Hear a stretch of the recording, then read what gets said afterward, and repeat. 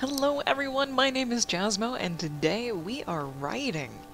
We are continuing the story of the Blacksmith and the Barbarian, these two lovely ladies down here. I always like to have a visual of some kind to help motivate me to actually write, as well as the outlines of the entire story. So we've been doing this for a few Fridays now, and we are still on our rough draft. We are, I think, on chapter 1? No. No, we're not. Okay.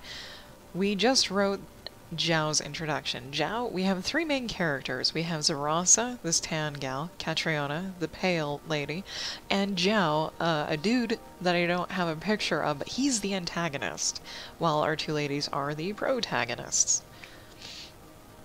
Yeah, I'm gonna jump right in and kind of pick up where I left off instead of trying to explain the entire thing, other than this is set in ancient Roman times. These two ladies were captured and sold into a traveling circus, and Zhao runs that circus.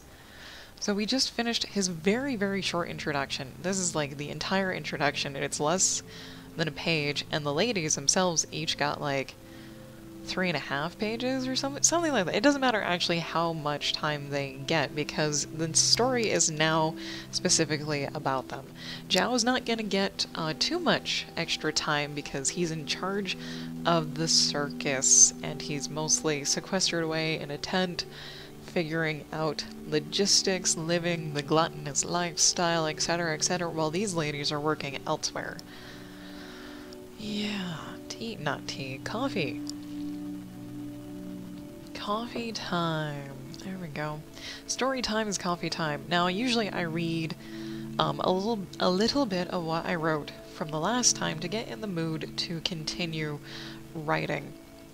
And that's kind of what I did right up until I started streaming, because I forget to do that.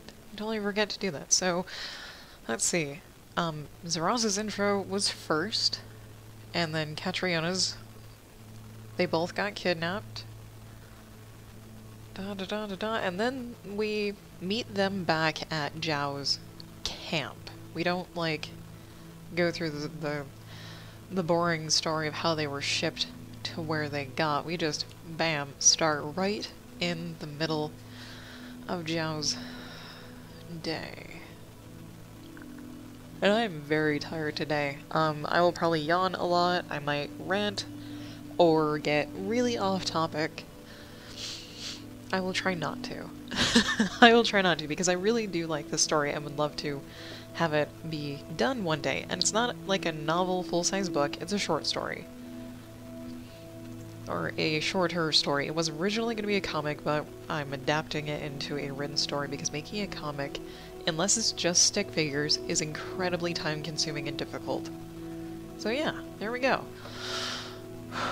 Let's silently read what is on the screen, even though I don't know why this happens, but sometimes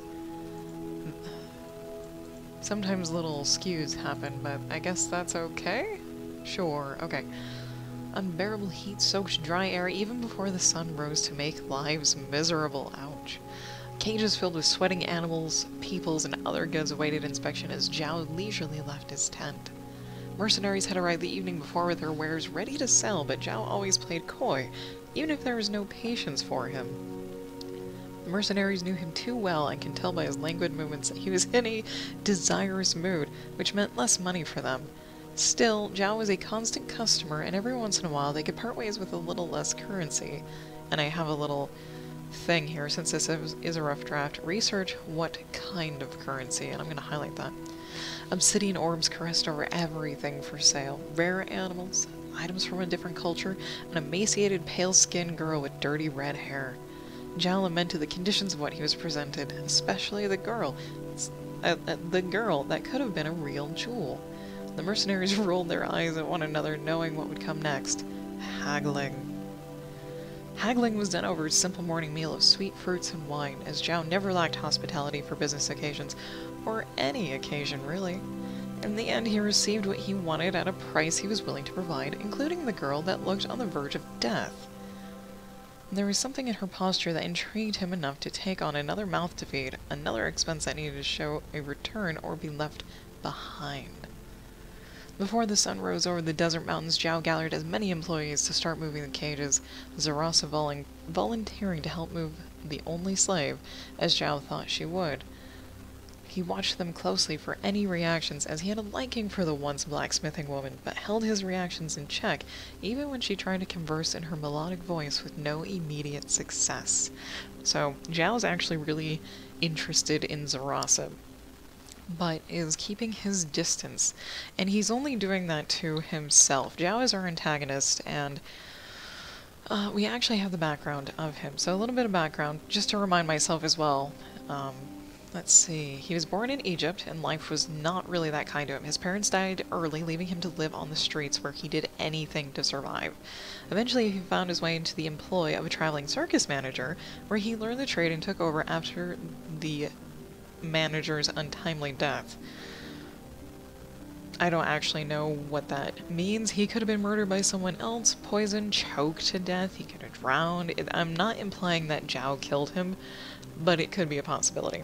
So ever since, Zhao's been building the traveling establishment made up of slaves and volunteers to make himself rich and live the life he thinks he deserves.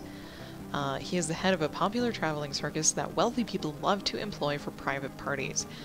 Wealthy Roman people, like anyone that they can travel to.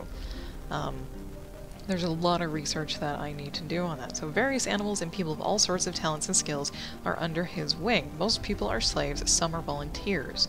His disposition is greedy to a fault. Now, that's not to say that is all that he is. But just for now, just on the surface, that is what he is. We'll do more in-depth character development in the actual story as things progress and move along. And I'm probably going to go through like 2 cups of coffee today. And my cups are like 3 cups of coffee. Because my cup is huge. It's big. Alright. Let's see.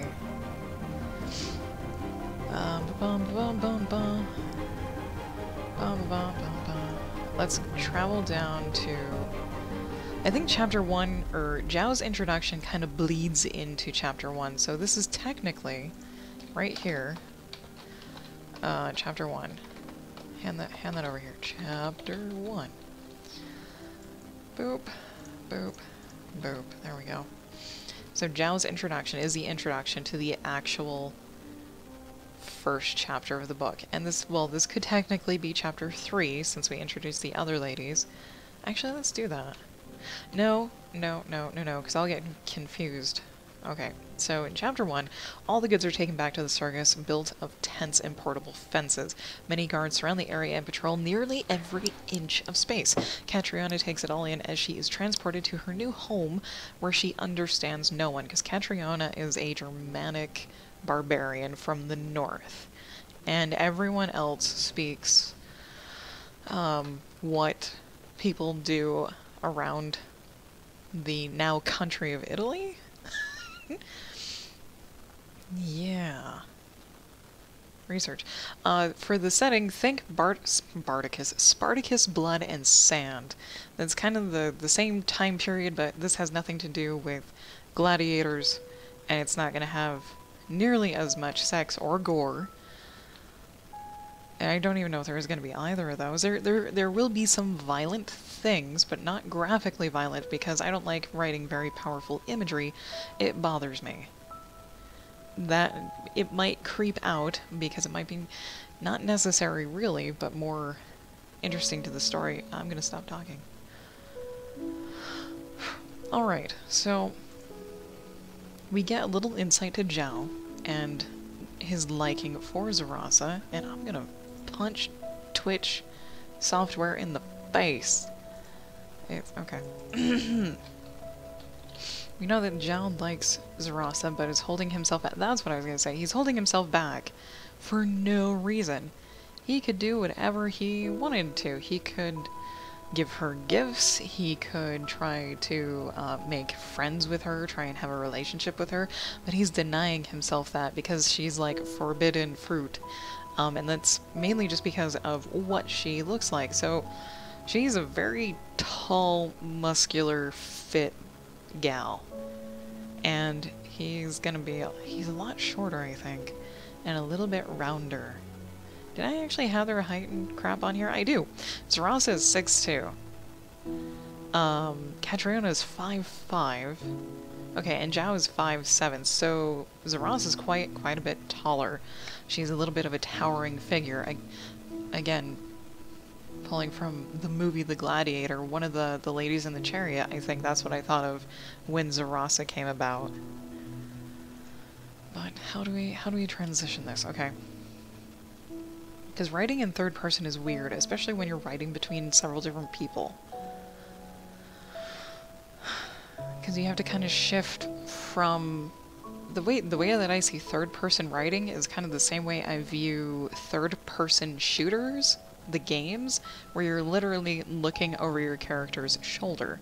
So when we write about Zhao, we're literally looking over his shoulder. When we're writing about either ladies, we're looking over their shoulders. So... fun.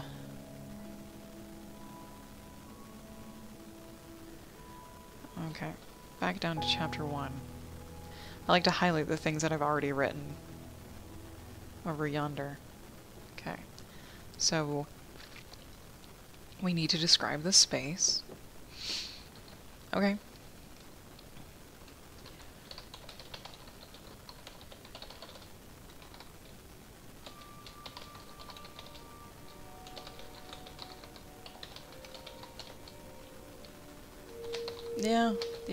Yeah.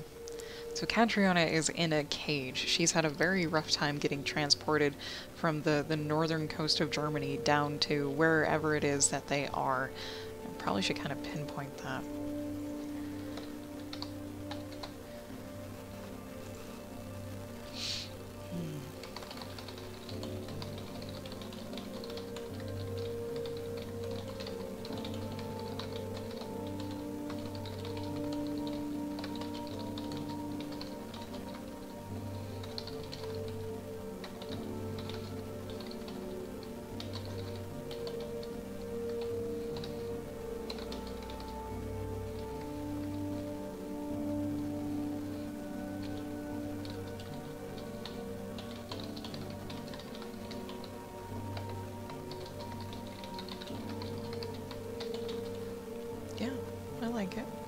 We like it. Okay, we're gonna zoom way out on our Google map over yonder.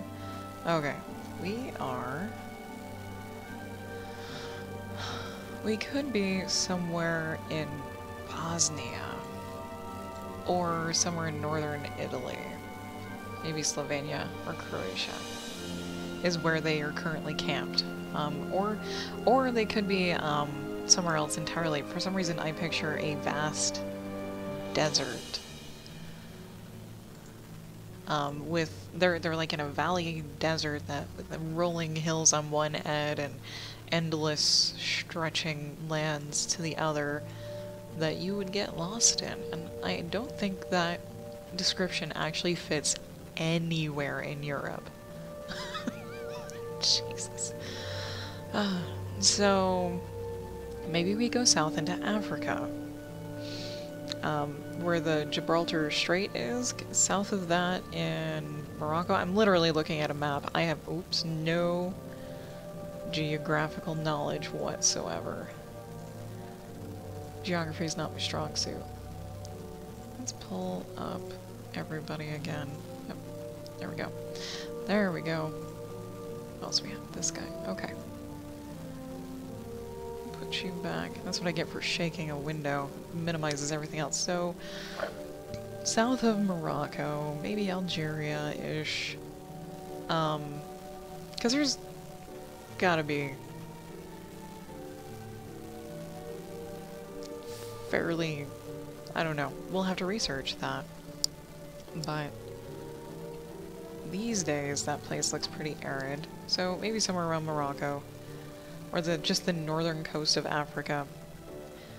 That would be a pain in the ass. Or maybe it's the southern coast of Spain. Because that would be a pain in the ass to transport a circus across the water. Even just a little tiny bit of it.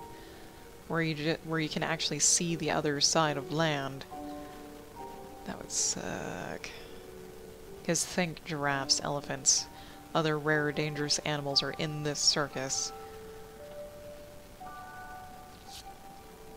Pretty much think of the movie Gladiator, except there are no gay giraffes. There are no queer giraffes in this. There are other queer things, but not giraffes. Okay.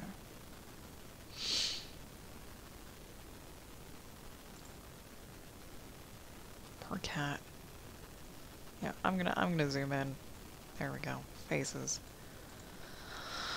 Okay.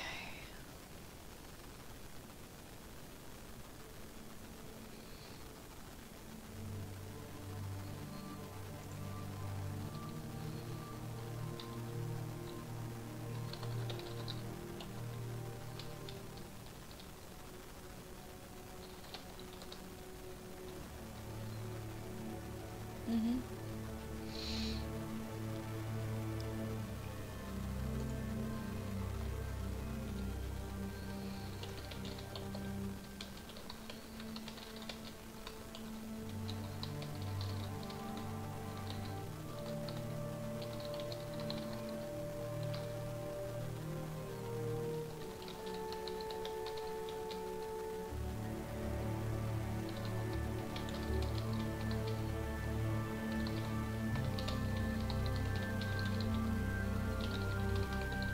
Sure, just a little bit. She had a rough transportation, shall we?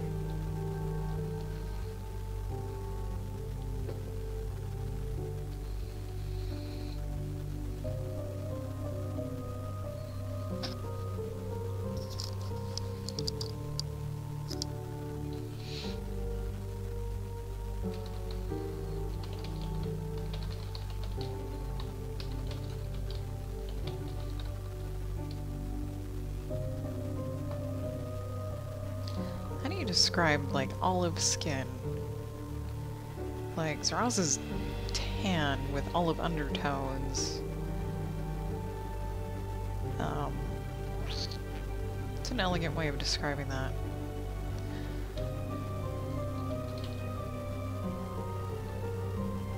It's not really bronze.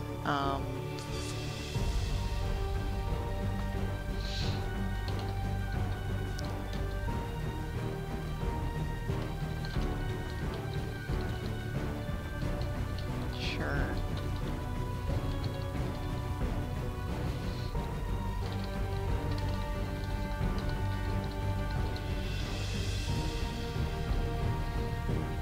Um,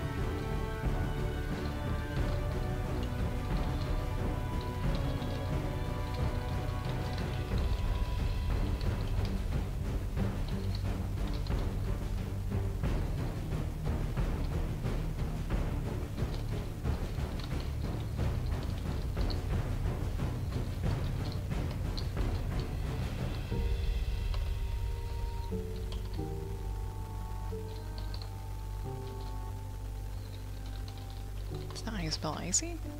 Oh, no E. Here you go. Here we go.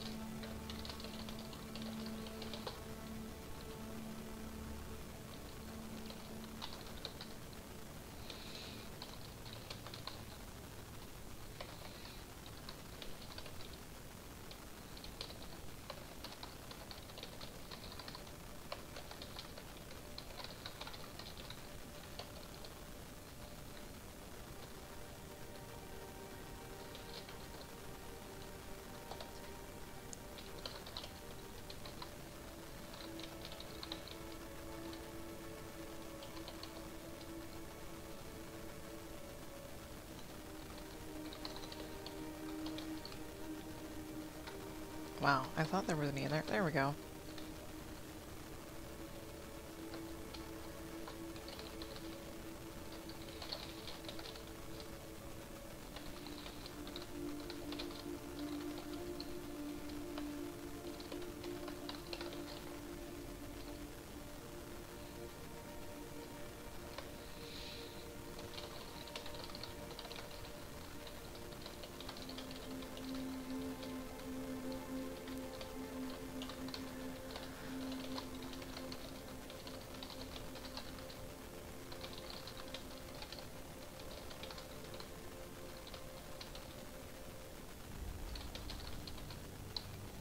Hey, Patriot. Love, sometimes, the autofill.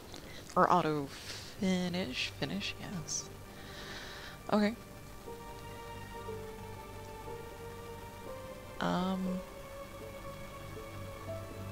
Highlight, because we're pretty much done with that. I think we're yonder. Sure. Okay. Oh, yes, please. Save. In the current form. Once sent down outside her cage is open, armed guards are the only thing that keep her from running. She knows better to not get injured until she finds a weakness. Okay. Okay. Okay.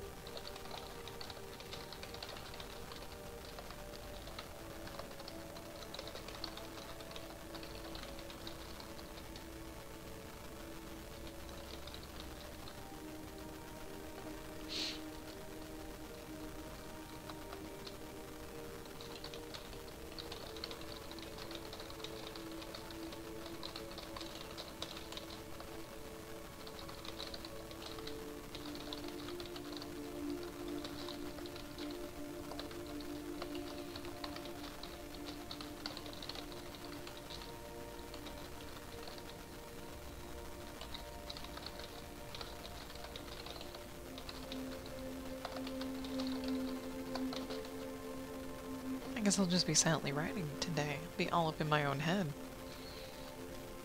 It's kind of nice.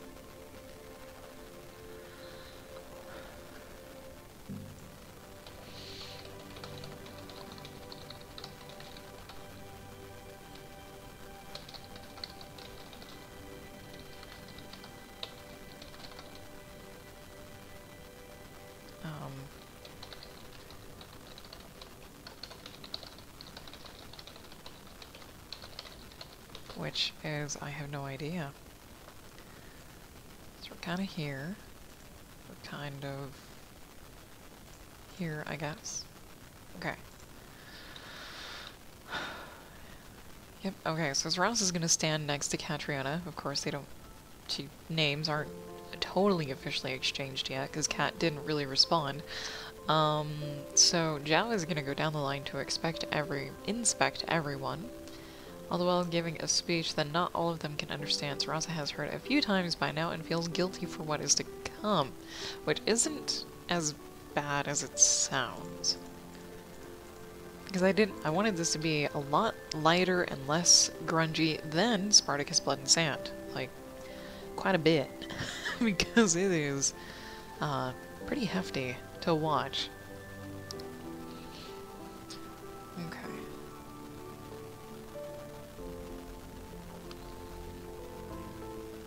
And this next part I'm not sure I actually like that I have here in the outlines is like, how do you judge a slave or even a volunteer for your circus? And the only thing I can think of is that everyone gets to walk in front of a table, pick up an item, and show what they can do with it. That's not really the smartest thing to do, especially if someone is very intent on escaping. Except they're out secluded in a desert for a reason, and they're armed guards for a reason, so you would... If anyone did try something, they would be put down immediately, and that could mean they either die or they get injured, and... I don't know, they would not have a good time. So... So there are wooden weapons. Okay, so none of them are real weapons. They're wooden weapons, balls for juggling.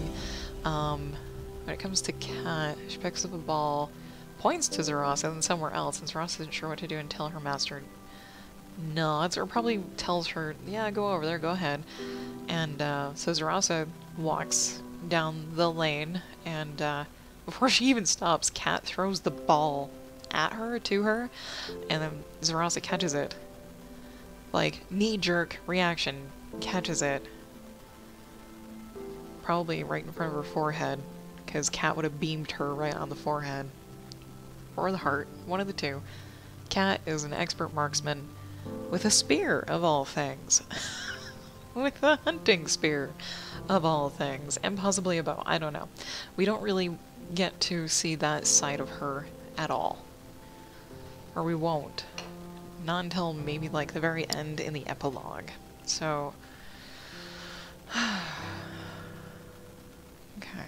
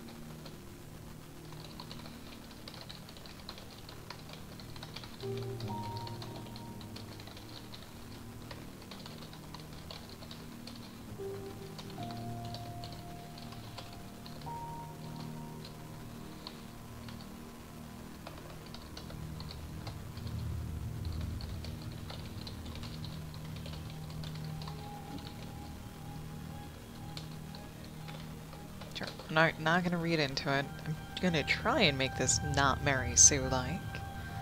Harder than it sounds. Oof.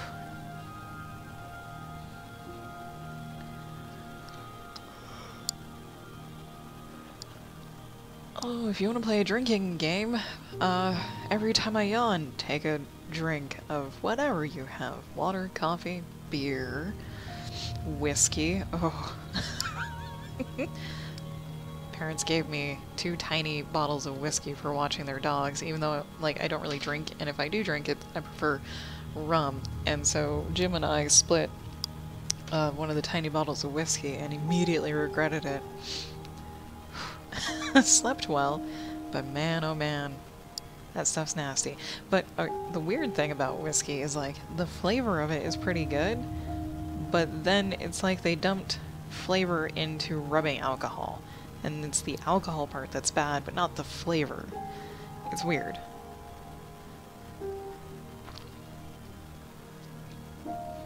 Yeah, anyways.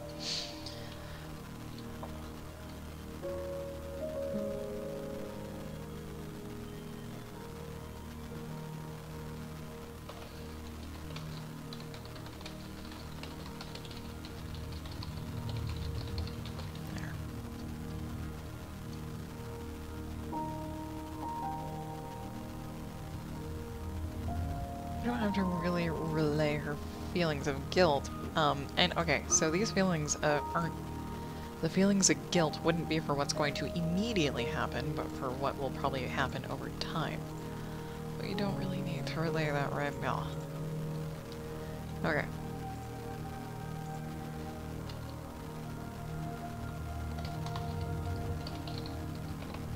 And there we go. Yep.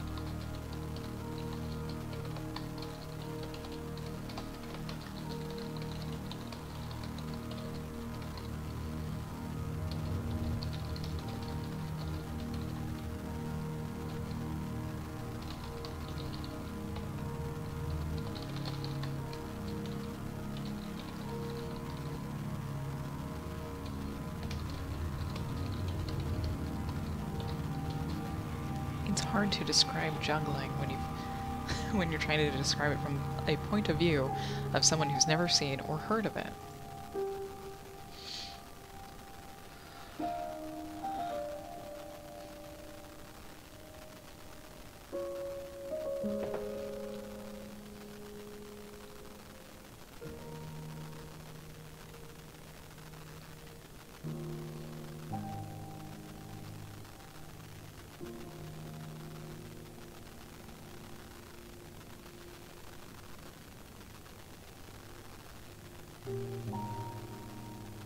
Oh, yeah.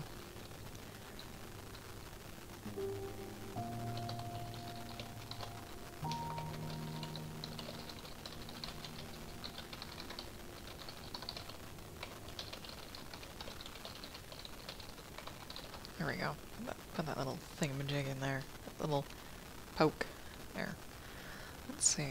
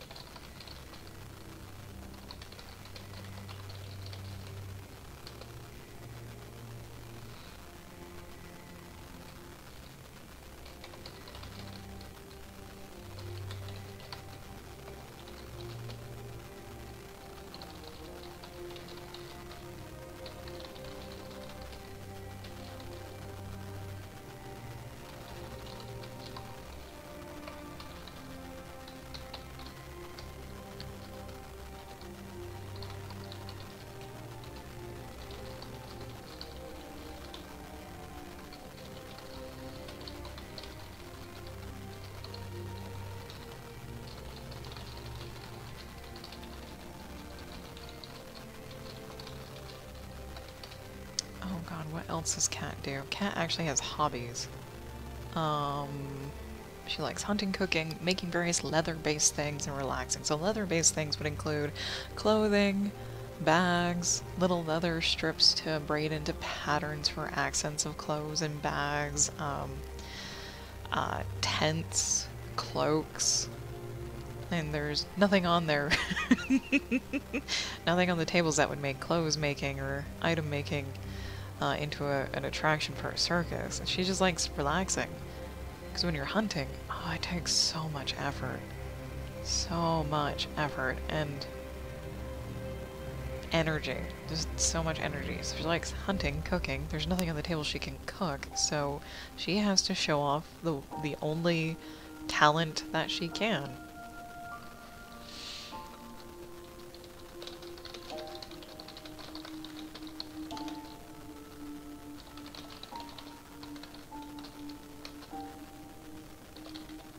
What is... How far can women actually throw a javelin? Because we need to say something that people would recognize that's not like a huge inhuman amount of distance, but not... Well, okay, God. There's different ways to hunt. You can hunt from a distance, which is probably the smarter but more difficult way. Actually, they're both equally difficult. Or you can sneak up on your quarry for a closer shot. For bow hunters to be like super highly accurate, especially if you're a younger bow hunter, you would need between 30 and 50 yards. Like the closer the better. Ideally you would want to have a shot of it at a deer that's 20 yards away from you. Because then even if your bow isn't entirely accurate, you will still get an accurate enough shot. I don't know what that would be like for a spear hunter.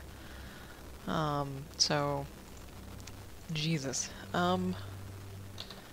Women's javelin. Sure.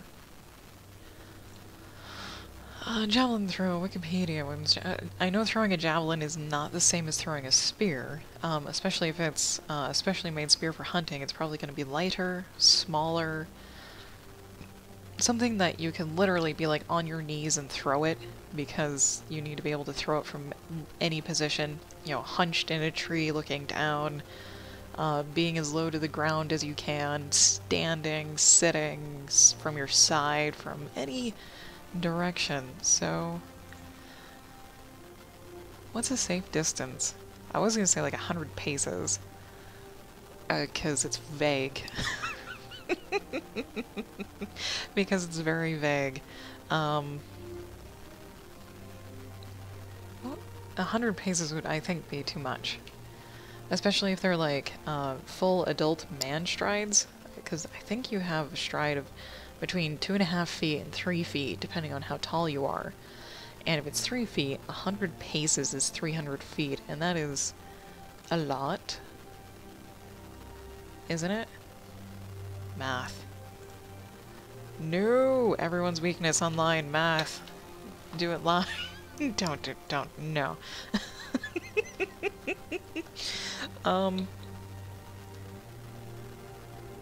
That would be 300 yards. 3 feet, 100 paces, and each one is 3 feet. That would be 300 feet. That is ludicrous. That is absolutely ludicrous, especially the bow hunter. You have a machine doing most of the work. Blaine, hello! And welcome back. Thank you for visiting today. I hope you're having a wonderful day today. We're trying to figure out distance, throwing distance. Something that's doable. For, yeah, hunting. Or we can, be more vague.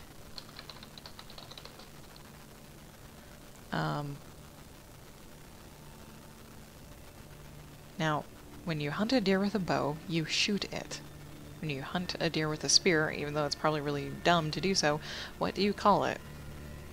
You don't shoot it with a spear, because you're the one doing the work.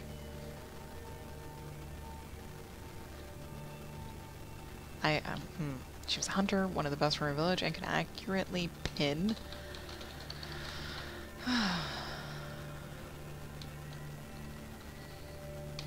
I don't know. We'll fix this. We'll fix this later.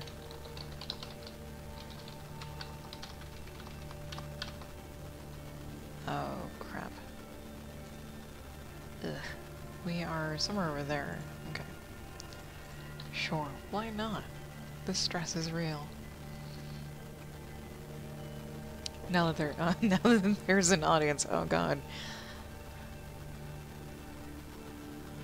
Okay, where are we? There we are.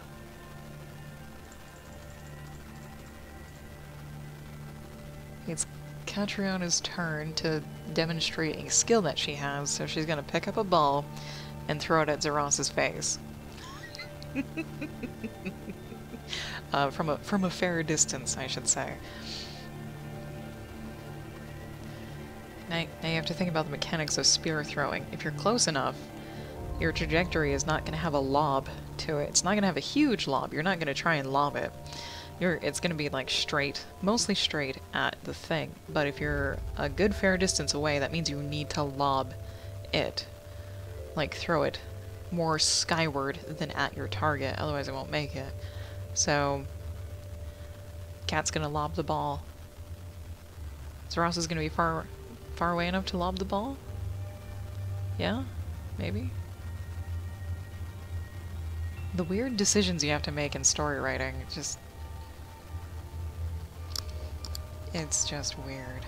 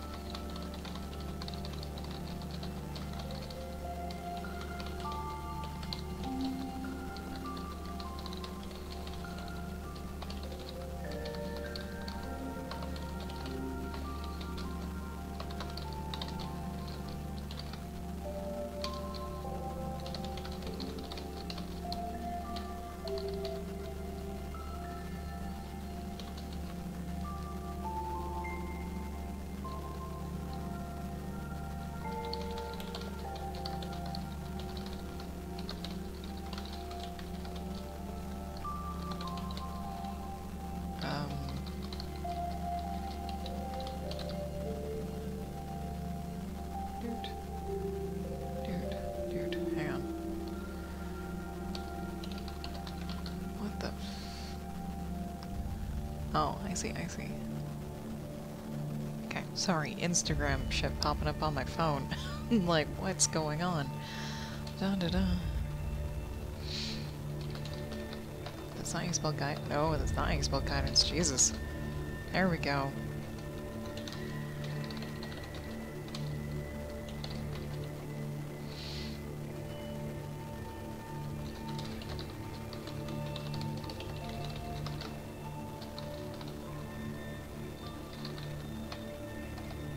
Yep.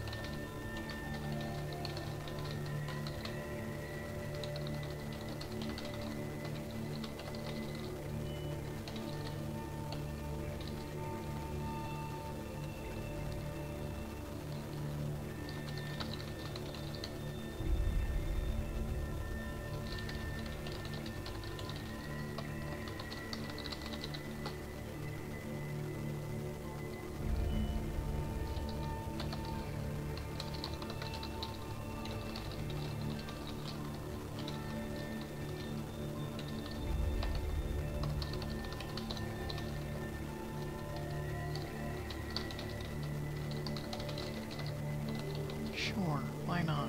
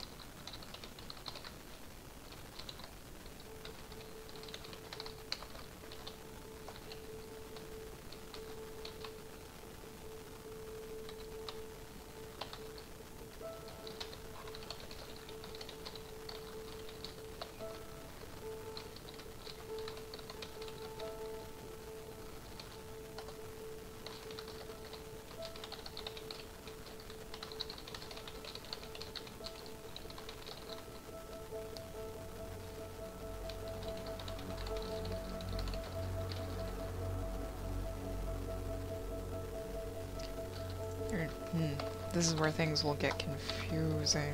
Names. Names are useful. Not used to writing about two people with the same gender. Like, in the same situation.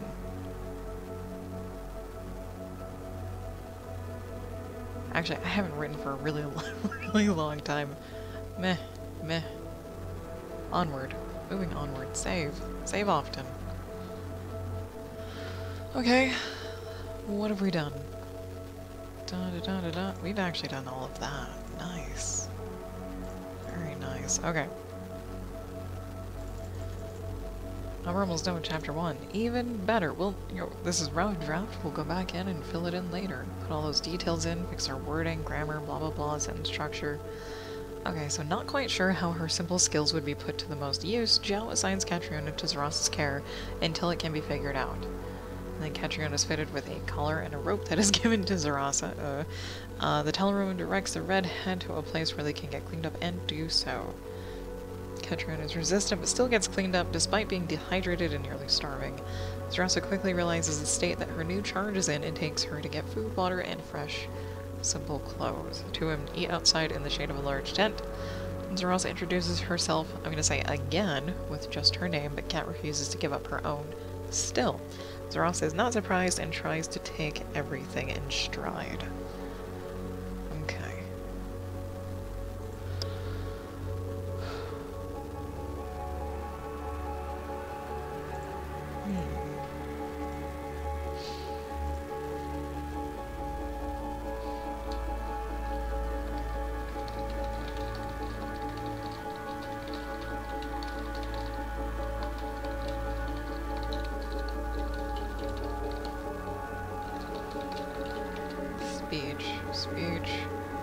Speech. There we go.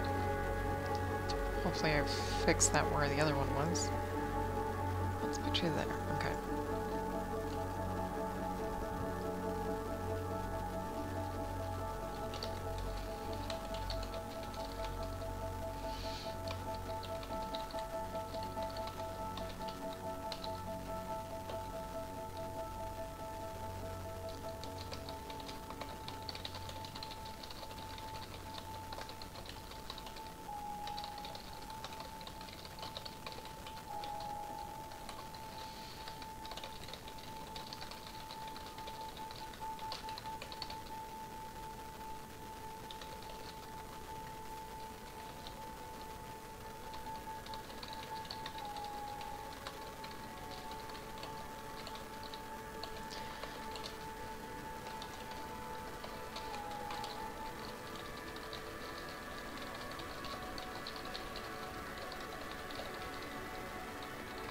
Sure.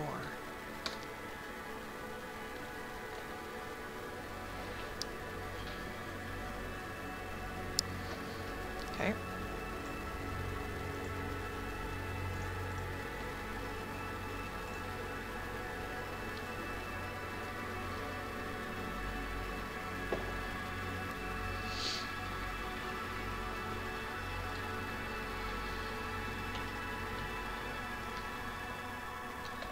Okay. Now I have to think this image-wise for a second. Because, like, I try to visualize everything and then write what I see. And these guys are kind of in a desert, hot place. And it's still kind of early morning. It may be mid-morning, 9, 10 o'clock. And it's only getting hotter. And I don't actually know what the climate is like over in northern Africa / southern Spain or Portugal. I have no idea. Other than humid. Other than humid and sticky and kind of, I want to say drowny, but it's not drowny. It's just really unpleasant in the heat. And it's getting hotter as they stand here and wait for people to do their thing.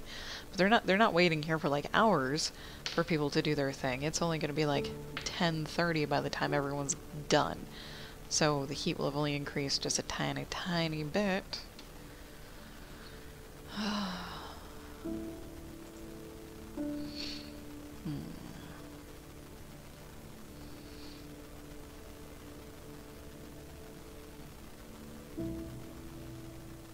I don't even know what Cat's wearing here. We have not described it. That can come later, I guess, in the second pass through. That's going to be the fun part, is rereading this and putting in little details and getting snippets of ideas and whatnot. It's really hard not to, like, go back and do that now with what we have written. I have to resist the urge, because I would like to just keep chunking along. Chunking along is good. So, they're standing in line. It's hot. It's sticky. I'm not sure if Catriona's going to be paying attention to the rest of the people doing their things or not, and that is my break. Buzz buzz. Alright, I will think about this on break. I'm going to get up, stretch, all that good stuff. If you guys have been watching for a while, I highly encourage you to do the same.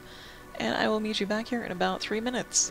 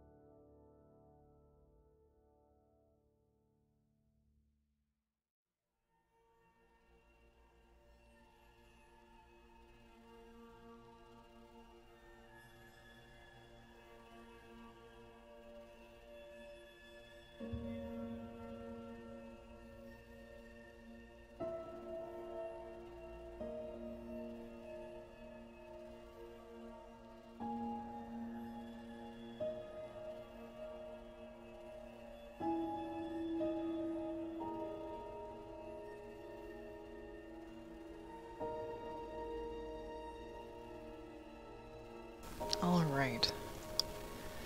Here we go. Things. The one neat thing about being a creative person, no matter what you do, art, writing, music, is you kind of get to be a jack of all trades, master of maybe one or two or three things. And I say that because if you want to write a story about a country you've never been in, you need to do research. If you want to make an art piece about a place you've never been to, you need to do research. So much research. Unless you're already highly familiar with the thing that you're doing.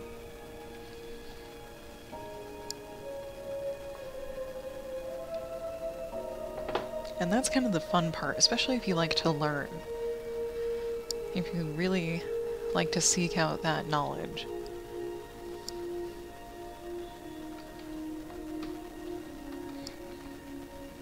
Get all situated again. Oh, I don't have my writing gloves, durr. I was wondering why my wrist was a little bit uncomfortable. So, you know on a keyboard you usually have a little strip of a soft pad to rest your wrists on? I don't have that. And my little keyboard thing is on a wooden piece, and so like if I try to rest my wrists down, they get on the corner of the wood. So I have these crocheted gloves that my mom made me. And even though they are a little warm, they actually do really well to protect wrists against grating against the edge of this damn thing. Much more comfy. Okay.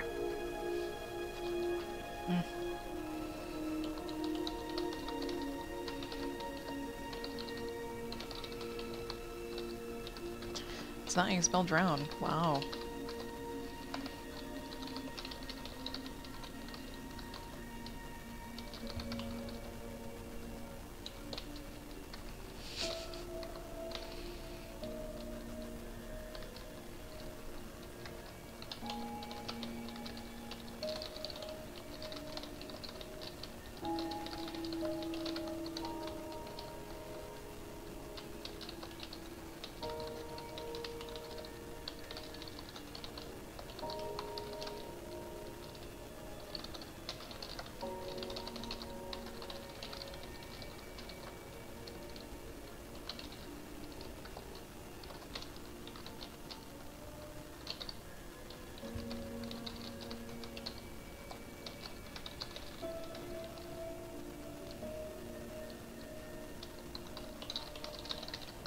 Sure.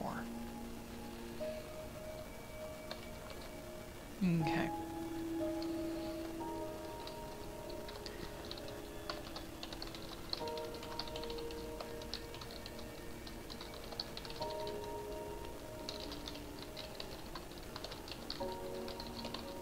Wow, not autocorrect, auto finish is on point today. Not taking advantage of it too well.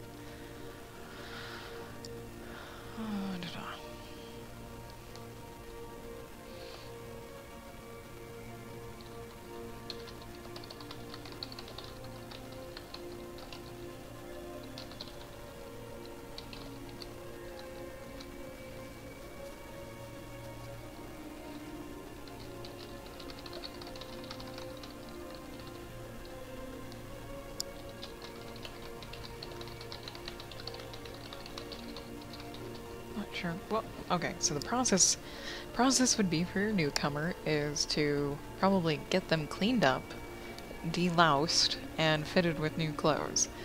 And then food and water, yeah? That would probably be the thing. So this tent is gonna be a bathing tent, probably. But it's not like an enormous tent where there's like a ton of things. It's gonna be like 10-foot radius. There's only a single bath, or maybe a large bath and two smaller ones for like a standing bath. With a couple of people running linens around, gathering dirty clothes, bringing in towels, shoes, things. There might be someone else already bathing in there. Okay.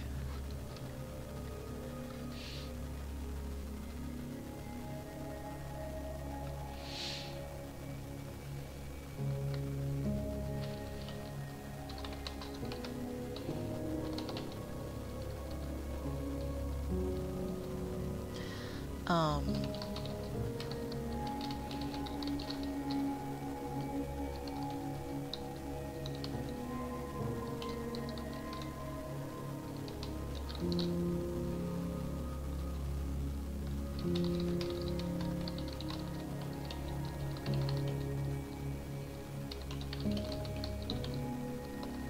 Gathered. Oh, Mac, hello. Good afternoon. Hope you're having a good day today. How are you doing?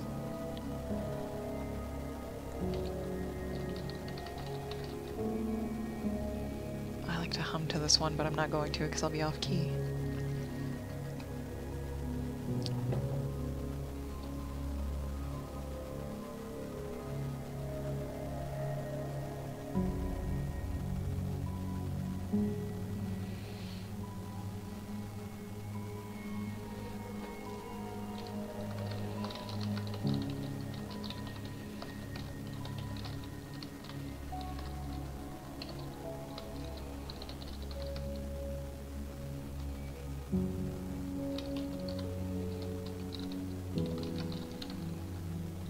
Well, how do I do this? How do I do this?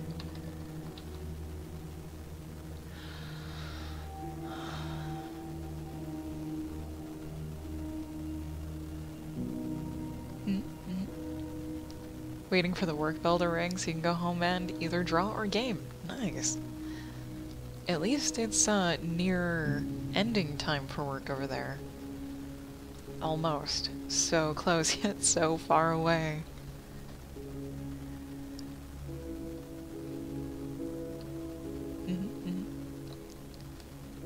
Time zones. Because here it's only 2 o'clock.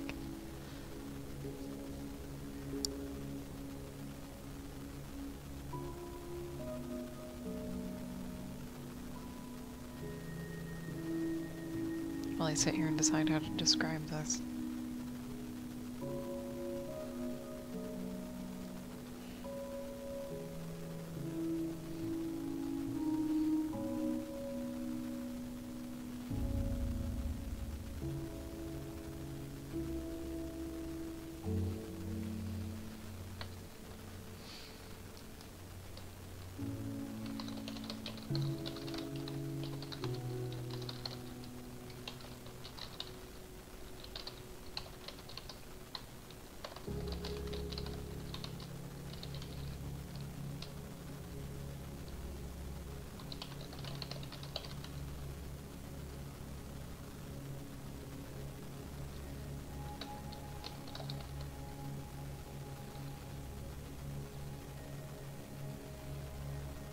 I'm trying to think who's gonna work in this tiny makeshift bathhouse. Who's in charge of working here?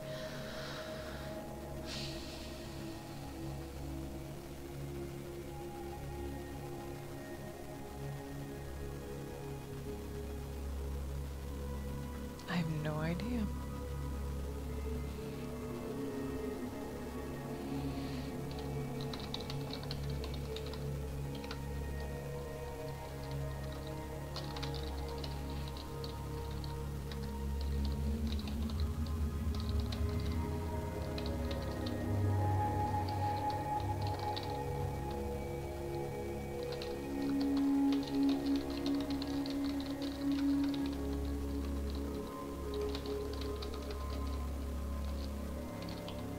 Oh god, how do you spell?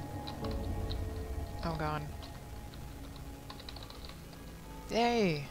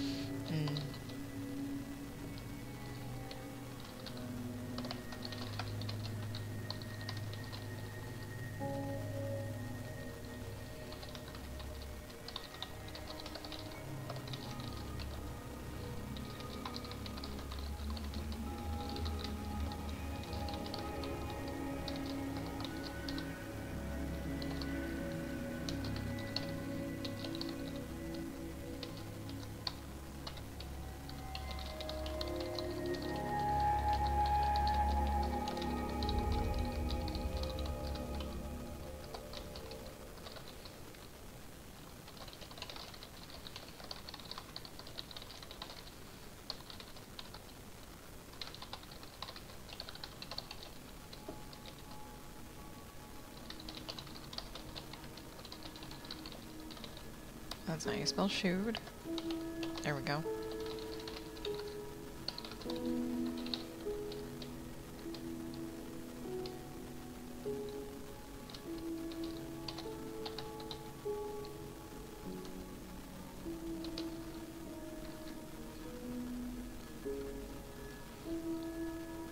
Oh, and the scene that I'm writing now, this bath scene, is not this bath scene. This bath scene is way later, where they still actually have their performance makeup on. This is way later in the story right here, because normally they don't wear this. Because Rosa has piercings. Holy crap, I forgot. Or they could be jewels just kind of stuck on. That's a thing. That's an actual thing that can happen. I'm probably gonna go that route instead of piercings. That they can stick jewels to themselves. Because I think you can make a glue out of, like, egg and something else. I vaguely remember. And that may not even be accurate in and of itself, because it was on, like, a Sherlock Holmes video show of some kind, where a statue... Like, a series of unfortunate events happened to people, and they all seemed supernatural. And one of the events that happened was a statue fell over on a dude. And it just seemingly fell over. Like, it cracked at the base and fell over. But what really happened is that someone had actually, like, chiseled and detached it, put glue on it, and then put it back over so it could easily be tipped over again. And the glue is not, like, super strong super glue. It's just... enough there to hold it in place until someone comes over and goes dink.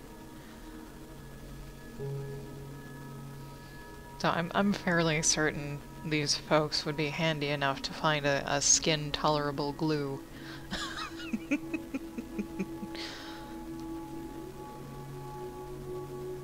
And it may not even be a skin tolerable glue, it could be a glue that irritates the shit out of their skin, so they either need to put the gems back in the exact same places, or wait several days in between shows.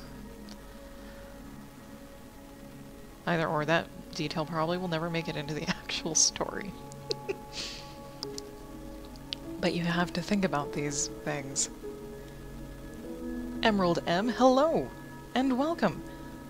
How are you doing today? My name is Jasmo, and we're doing a bit of creative writing today.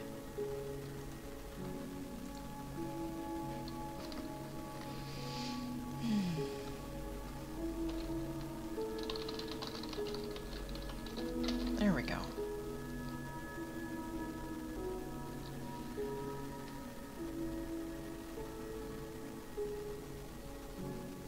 Oh, that's cool. Your mom used rice to make glue for gift paper. Yeah. There's lots of natural glues out there.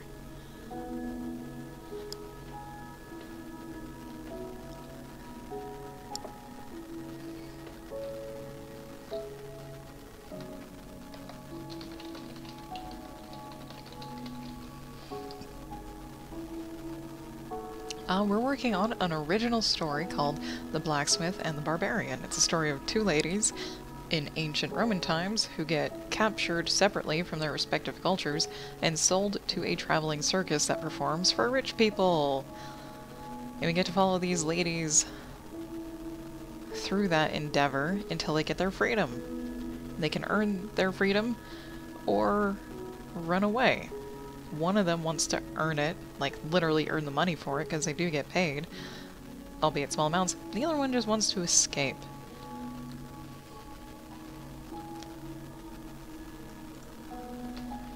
And right now we're at the very beginning of these two ladies meeting. They do not speak each other's languages, and our redhead gal is in a much more sorry shape than our other lady. Because our other lady has been at the circus for a few months already.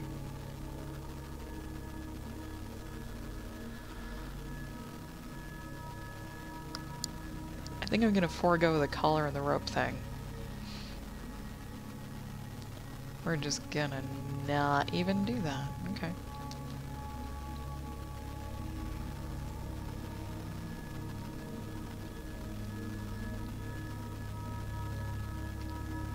Yes, it is a happy story then. It is not a sad story, because, Yeah, so I'm gonna go on a small tangent about why I'm writing the story the way I am, even though I would not have written it a different way regardless, is I found out that in media, like any television, movies, things like that, if there is a gay couple, one of them always dies.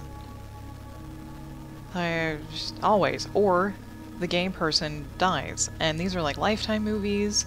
The most recent example that I can think of is the TV show The 100, where the tribe's leader lady, who turns out to be attracted to Clark, the other leading lady character, she dies. And I was kind of like, again? Really? Alright, so I would love to write a piece where they actually get a happy ending. It would be nice. It would be very nice. And that's kind of how I handle all my stories, is...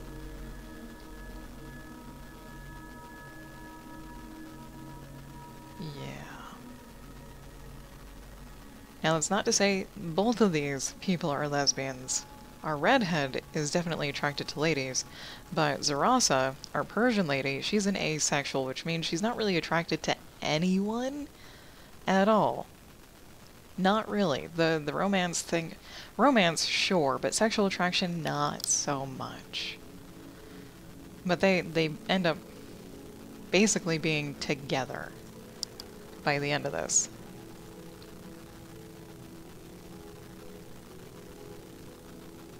My cheeks are so red right now. Ahem. Ahem. Let's move on. If you have any questions at all, Emeralds, please let me know.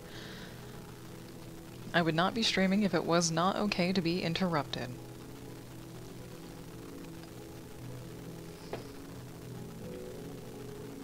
Oh, I did not know that in The Last of Us that was the same case. That's super disappointing. That's super disappointing because, like, the death of a loved one is so painful. Like, it is incredibly painful no matter who you are or what type of relationship you had with that loved one. It's...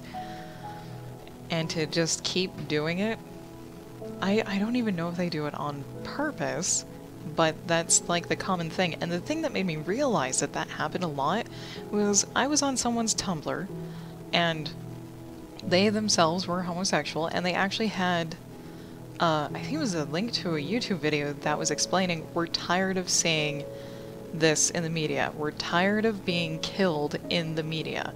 This does not reflect us. It's like, please stop dashing all our hopes and dreams by always having these gay couples torn apart. And it's just, it was heart-wrenching. It was absolutely awful.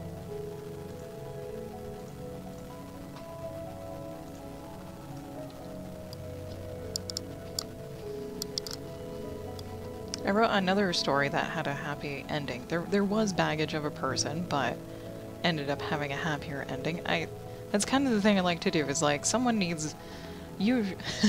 My method is someone had a ton of baggage, and they had trouble moving on from that baggage until they met someone, and they helped them move on.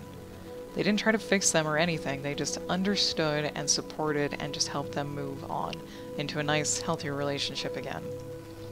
And that's the key, is healthy, communicative relationships. That's what I like to focus on in writing. No matter who or what I'm writing about. It could be gay couples, straight couples, non-binary couples. They don't even have to be couples, they could just be people.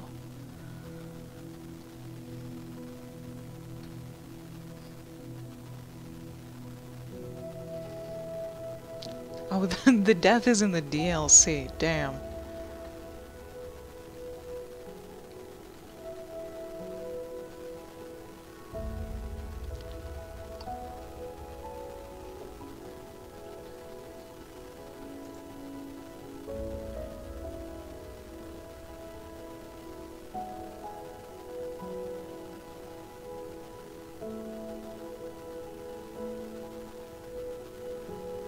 I'm like shaking my head.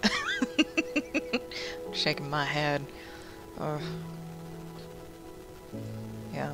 I did read some fan feedback on the 100 TV show when they did kill off that one lady, in that everyone was super disappointed in the person or people who wrote the story, and that they're gonna have a huge negative feedback backlash because of it, because they cannot stop the stereotype of killing one of the two gay people that are in a relationship.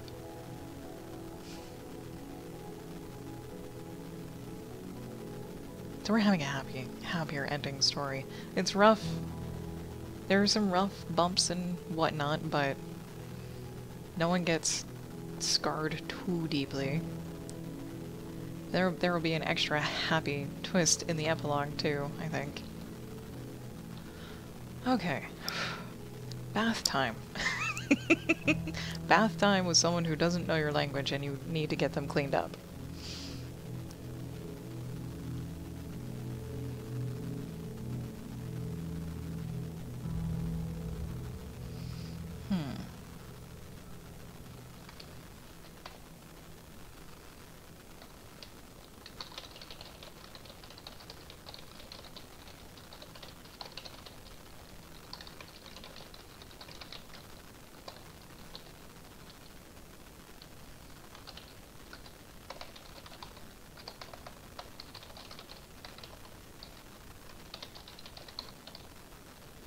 That's supposed to be advantage. There we go.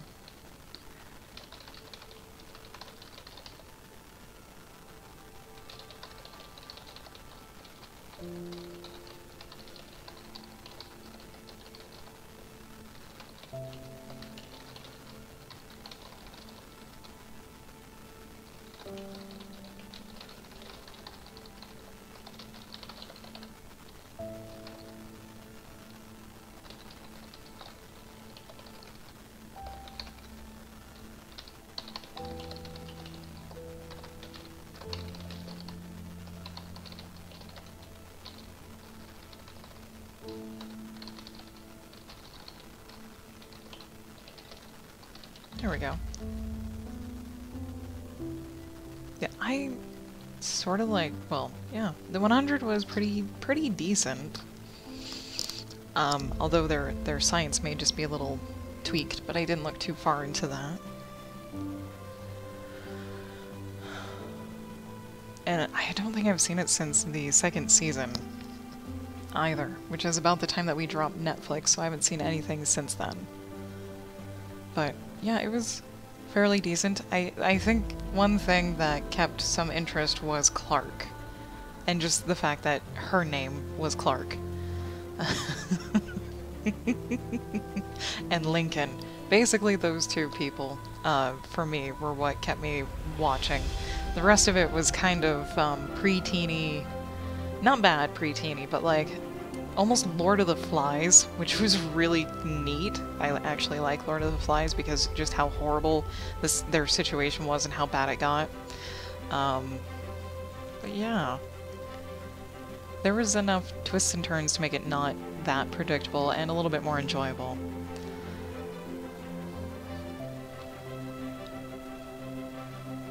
Okay.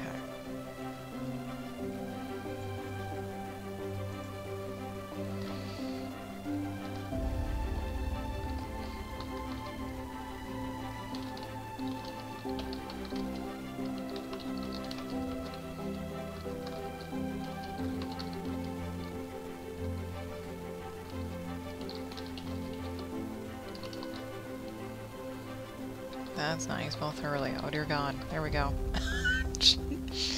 Oh man. Words.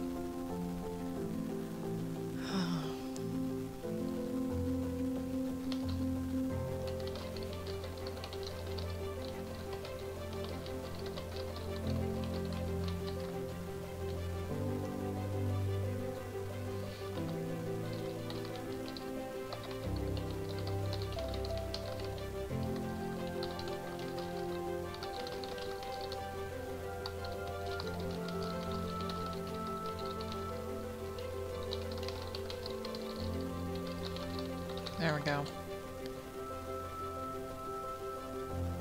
Oh, Yeah, that would have made sense.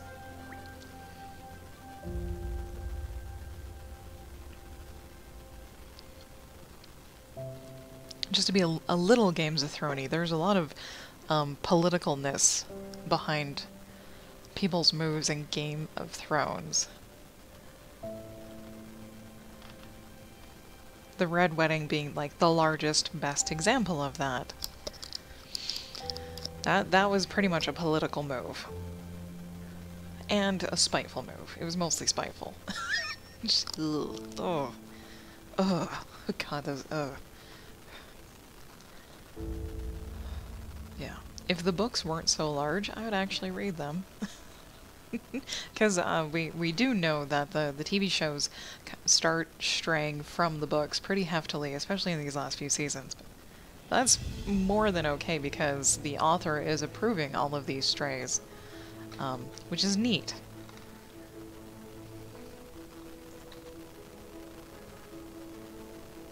What are we doing? Where are we doing? Where are we going? Dude. Dude. Oh, it's the same color, damn it. There we go. Man, I really wish Twitch would get a handle on their bug thing.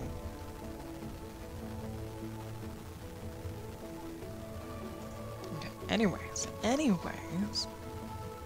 back to it. So Cat is starving.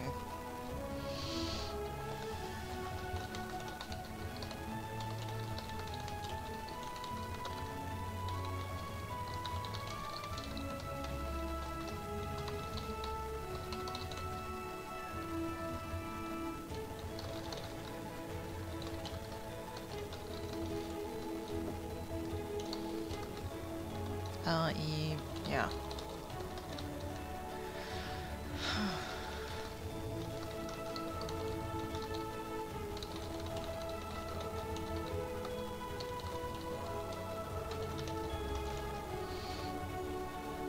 Oh my god, the audiobooks are 30 hours long? Holy crap. Damn, dude. Oh my god. Well, they, to be fair, they are enormous books.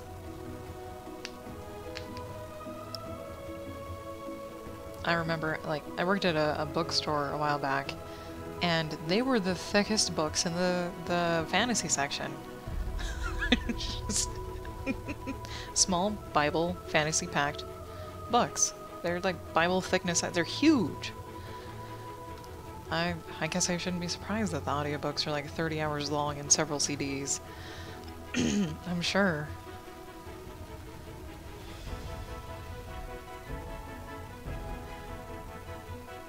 Harry Potter is only about 14 hours, yeah.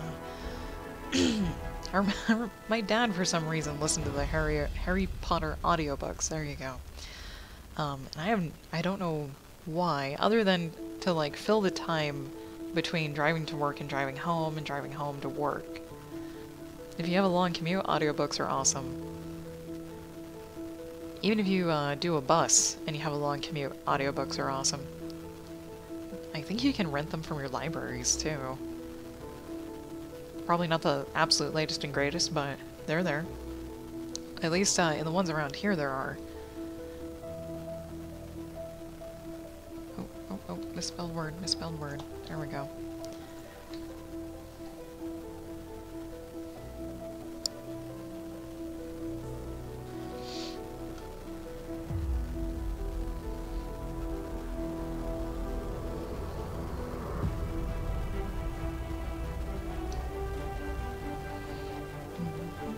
Okay.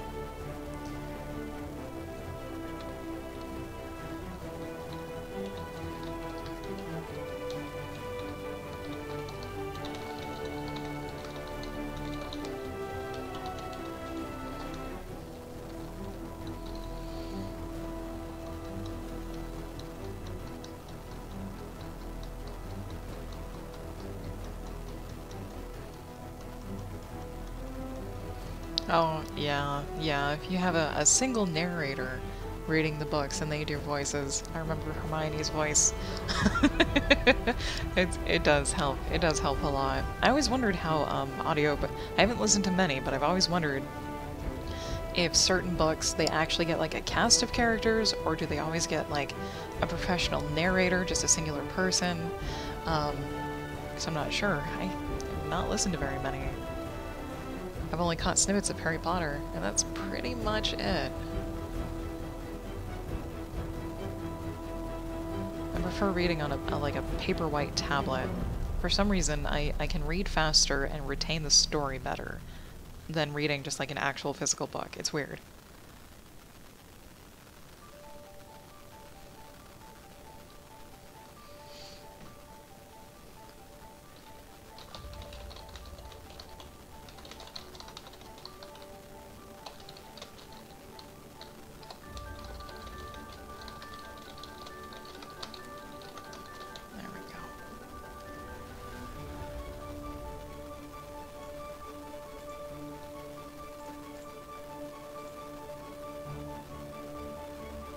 We're almost on chapter 2. Nice.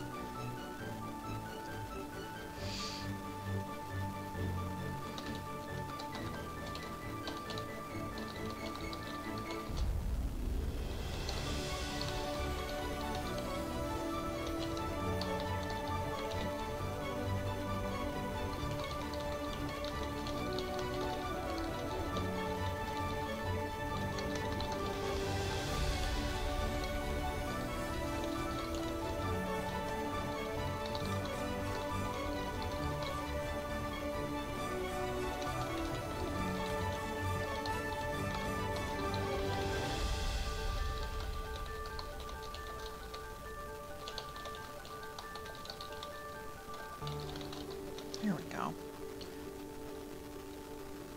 I do apologize if the whale over here blocks any writing until I get to the new page. I always forget that he's over there. There we go.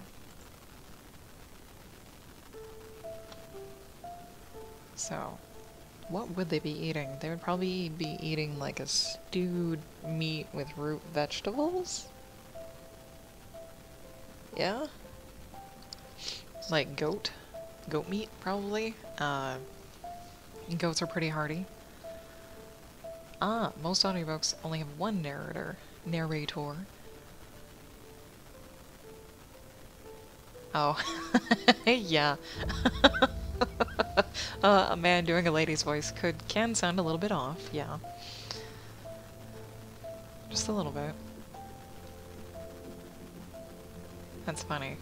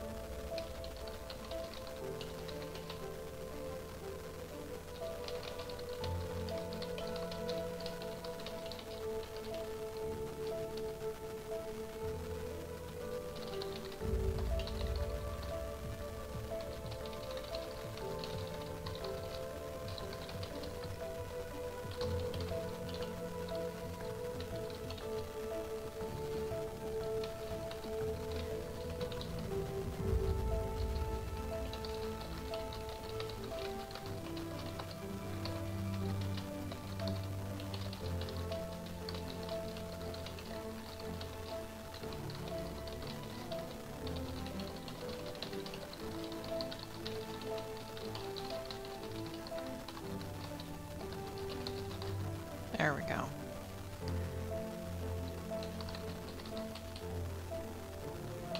What do I think of book-to-movie adaptations?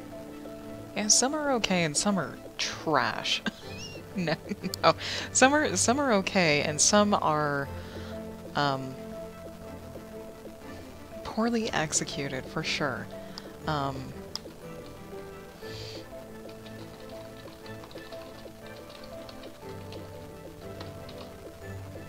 I can't think of any like specifically named things, but the problem I always see is that the characters the actors are portraying seem to not understand the characters that they are portraying.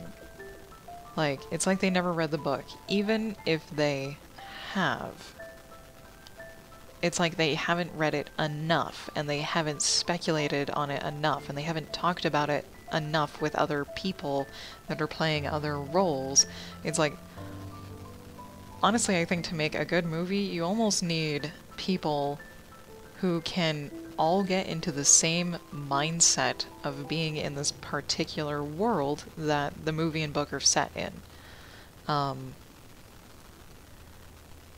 Yeah. And that tends to not happen. The newest movie that I've seen previews for, God, what is that movie? It's the two humans trying to save the 1,000 worlds. And just from the previews, I don't know if it was originally a book, but just from the previews, I would not watch it. And it's not because I don't know either of the two human actors. It's it's like they're robots. And this is only my opinion. Like, I don't know any of their acting history or other movies they've been in, because I usually don't watch movies. I used to until about 10 years ago, and then I just kind of stopped watching movies of all sorts. I've only seen like a handful. But yeah, like, just from the trailer, it feels like those two people are so out of place. It's like nails on a chalkboard in a library full of babies that are sleeping. Just, yeah.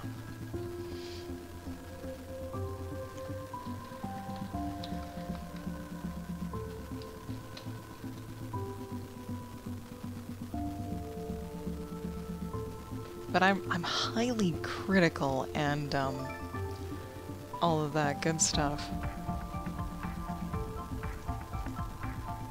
Like, I'm set in my own opinion in my own ways. Was that... Did I see a Rachel pop by there? Yes, Rachel Von23. Hello and welcome. How are you doing today? I hope you're having a wonderful day. Yeah, the book to movie...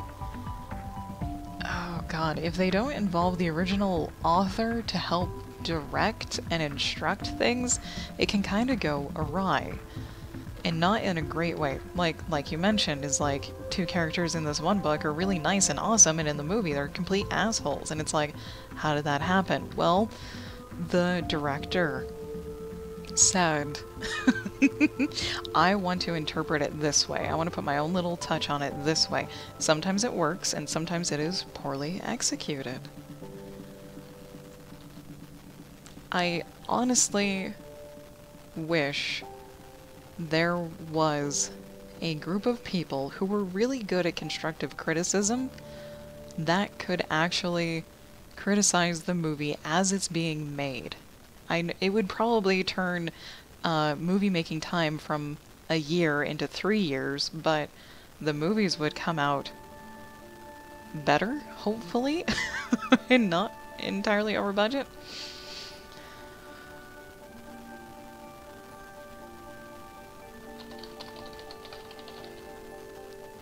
Never minding like how much time it would add to the movie making process, I seriously wish there was a group of constructive critics that could just be a part of every frickin' movie that's ever made.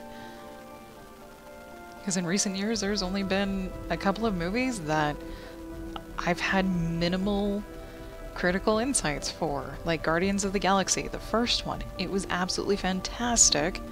The only thing that I would have loved for them to do is just show a little tiny bit of the in-between time when they're on their spaceship to show how much time has passed, so when people do get closer, we actually have a reason as to why their relationship has developed to be closer. If that makes sense.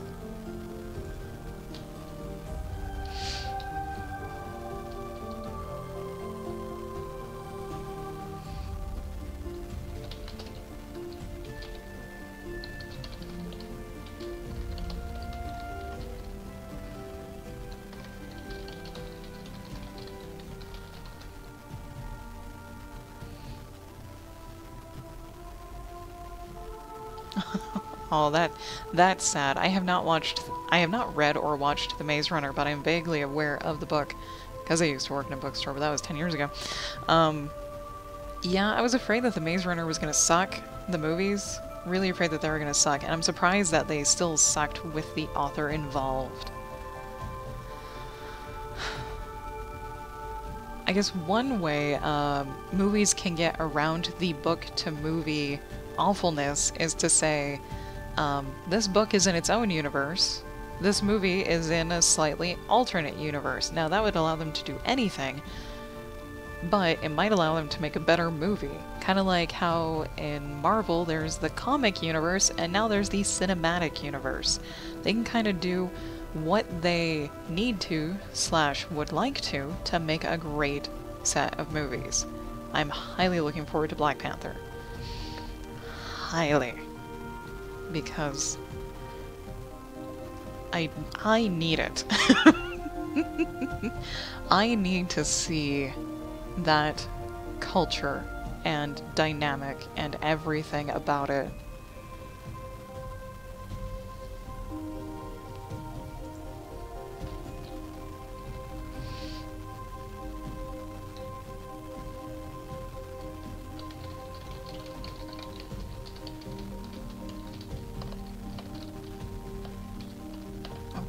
W, there we go.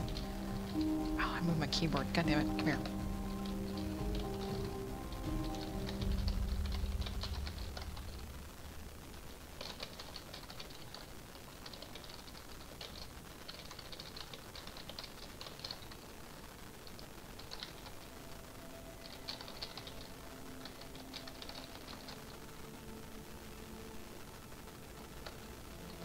Ah, the first bit of dialogue.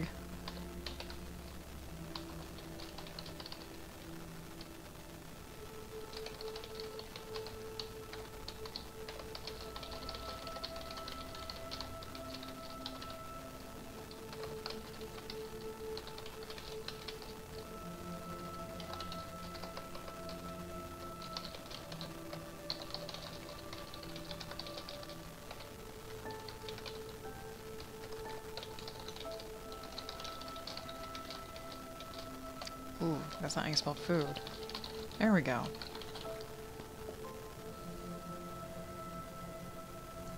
Boop.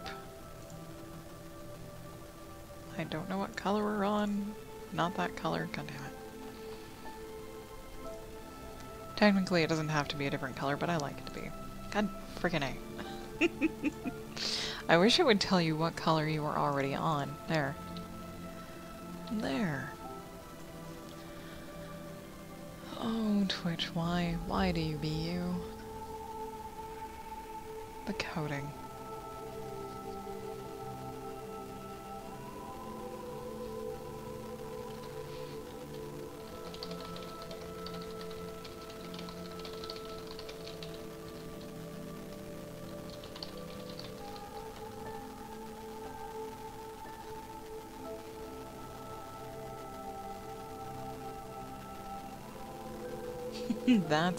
That's not good. When the first movie's pretty good and then the second movie has, like, absolutely nothing to do with the second book, that's kind of disappointing. It's not kind of disappointing, it's absolutely disappointing. Because I don't remember what movie it was, but I remember that I read the book, and I actually highly enjoyed the book, and when I watched the movie, I was like, what did they do? This was awful. It was not true to the book at all, but that's the thing, is they don't have to be, because the author either sold the rights or did a weird agreement thing, and things changed. That's one of the reasons why I stopped watching movies, is like they just kind of all had the same standard feel to them. None of them were good anymore after like the 2000s or something. Like 2005 to 2010 is probably when I watched the most movies, and after that it was like, nope, it was like 3 or 4 movies into a year, and I was like, no, this is garbage. Why are all these movies sucking? And it's kind of the same way with books. Oh god. I read a lot of books, and then I tried to find new series, and this one series is truly awful. And it's truly awful if you're not aware of, like, what an actual healthy relationship is supposed to be between two people. And, like, even if they just met and they're relying on each other to survive, you still have to be very mindful about your situation, because it was odd. So if you're familiar with Star Trek and Data actually did have a relationship with at least 2 crew members, one of them intimate. And this book kind of had a similar relationship between, like, an android type guy and a lady, but it was skewed and very awful, where the lady was, like, super dependent, needy, yet really individual, but got herself into trouble and never asked for help. And the cybernetic dude was just cybernetic. He really didn't have any feelings or anything, and that's pretty much all she wanted from him. And eventually I think they got married, and I was like, oh, I'm done, and that was book 9 out of 12 in the series. I read 9 books hoping that the writing would get better, that the characters would stop being Mary Sue people.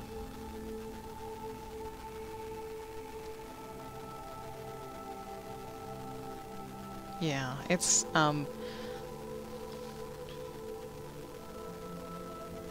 hard to describe. So, like, be speculative of everything I say. Grain of salt with everything I say, because I may say something is pretty awful and you shouldn't read it, but that's not for me to decide. That's for you to decide. I can only give you one view. Like, if someone else was talking about the series, it could be like, I love this. I absolutely love this.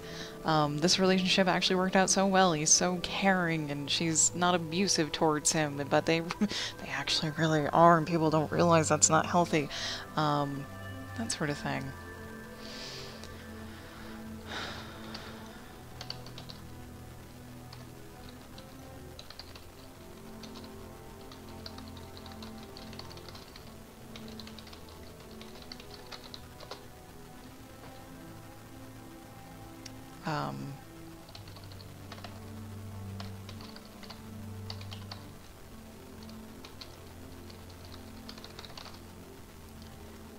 There you go. There you go.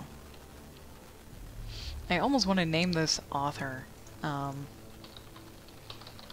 I've mentioned them almost every week that I've written.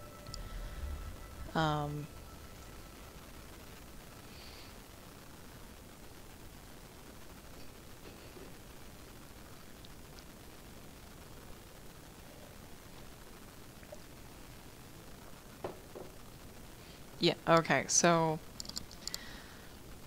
one of the definitions of a Mary Sue character is someone who is absolutely great at everything, or they're born super rich and they have all the good things in life, or they're a super powerful person who's good at everything that they do.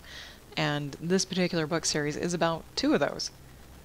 A queen and that good life, everyone healed to me, and this cybernetic dude who was the deadliest thing in the world, or the planet, or the universe. Yeah.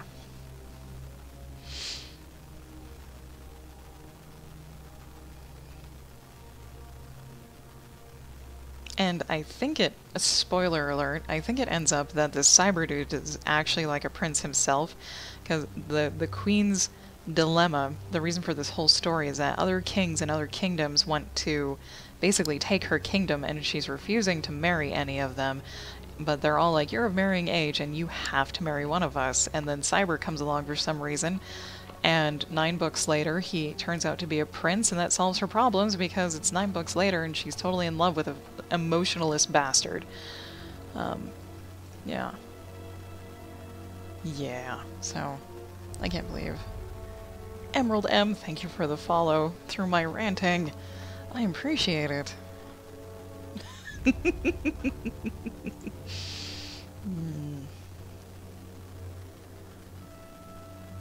Yeah. I'll stop talking about this.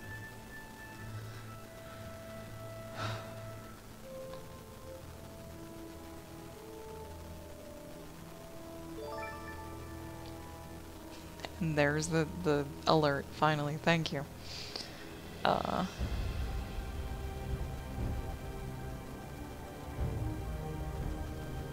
Yeah, okay. Here, just for funsies, only gonna post this in chat. I'm not gonna name the book or anything, but that is a synopsis for the very first book. And, yeah.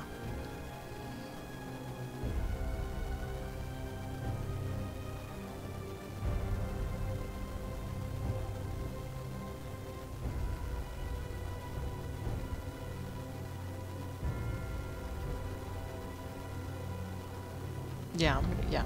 Anyways. Chapter 2. We're on chapter 2 over here. Yeah, the whole book is a cop-out. I'm being, like, highly critical and mean, though. I mean, there are some very nice descriptions and, a couple of cool story elements, but the characters are very, very Mary Sue.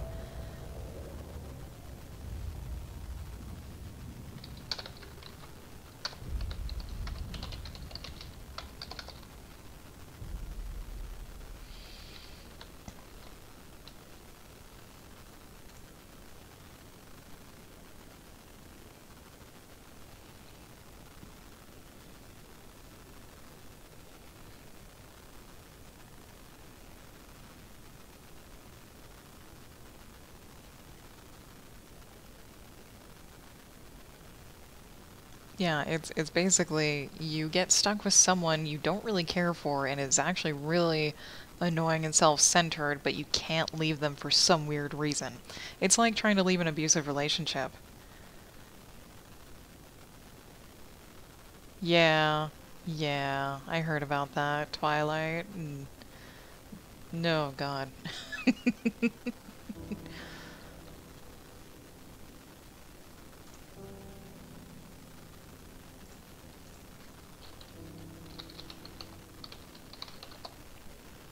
On the other hand, if you would like a good book to read, I highly recommend The Tokaido Road.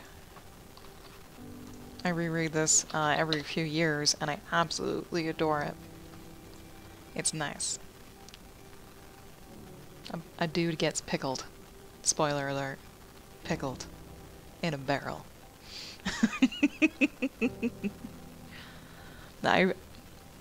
There's a lot of things that need to be done in a book for me to actually like it. And one of them is the languages used to describe events and feelings and the flow of it. And if your flow is really choppy, jarring, and janky, it's much less of a pleasant read. Oh God.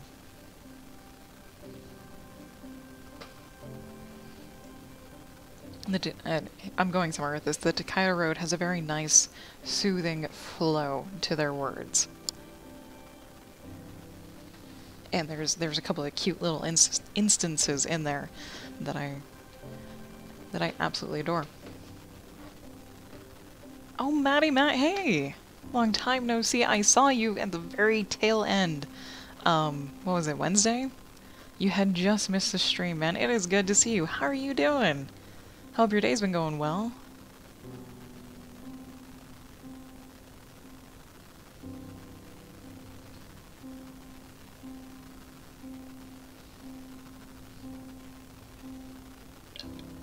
Oh, I need more coffee. That's what I'll be doing on my next break. Maybe water is probably better. Excuse my straw sipping coffee.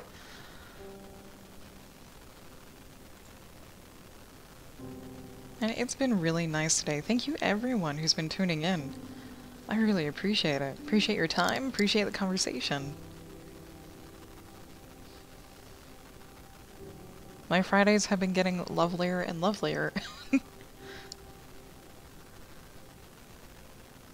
Despite the subject we're writing about.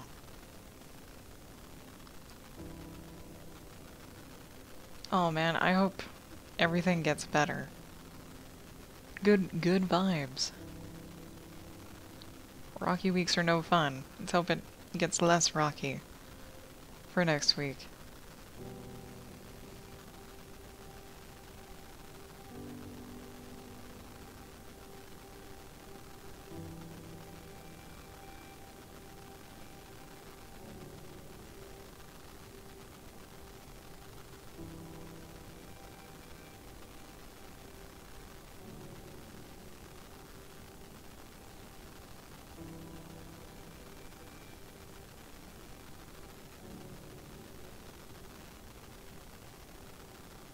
I'm thinking. I'm sorry for the silence. I'm thinking.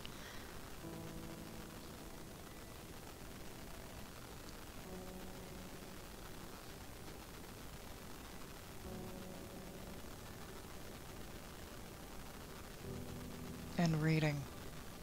Let's lose ourselves in a bit of... not... I was gonna say fantasy writing, but it's not really fantasy writing. We're just having a chill stream today. All the chill stream.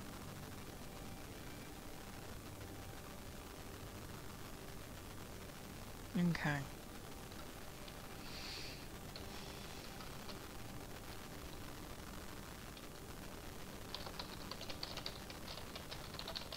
Oh god, jeez, really? That's my break going off. Oh my god.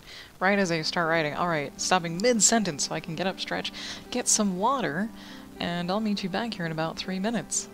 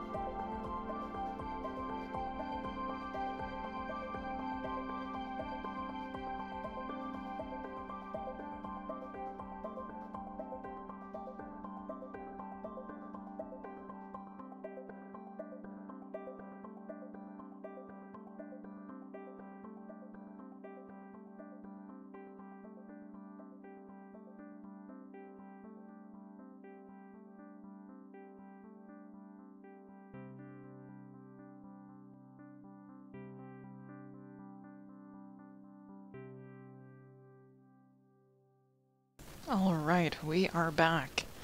And yes, it does suck when the ending of a book lets you down.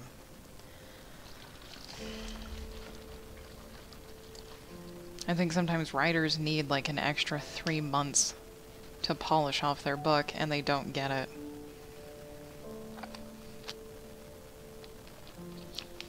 And that's sad.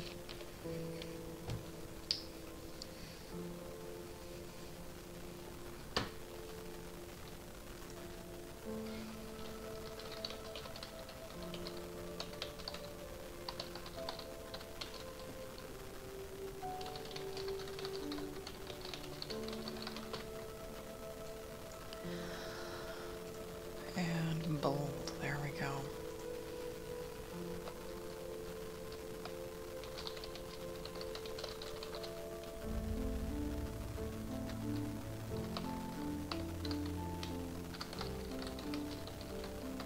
Oh. There we go.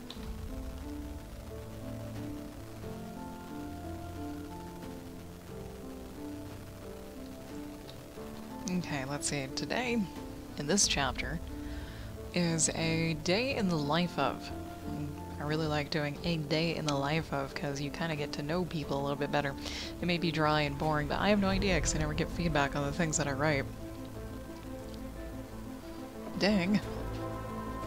Ah, next door neighbor. Badgers, huh? Badgers, not cool. Alright, that's probably not around my neighborhood. We're a little bit far away from... well, sort of far away from places where badgers would be, maybe? I don't know, we've seen skunks. And we're not, like, in a podunk town, either. There's them city skunks running around in those city badgers. Just like them city raccoons. Though we don't have raccoons here, we just have badgers and skunks. Anyways, a day in the life of Zarasa as a circus performer. But kinda not, because it's, actually no, it is. It's literally a day in the life of Zarasa and the normal routine that she goes through when they're not performing at someone's estate. And she's gonna kinda take Katrina around, okay.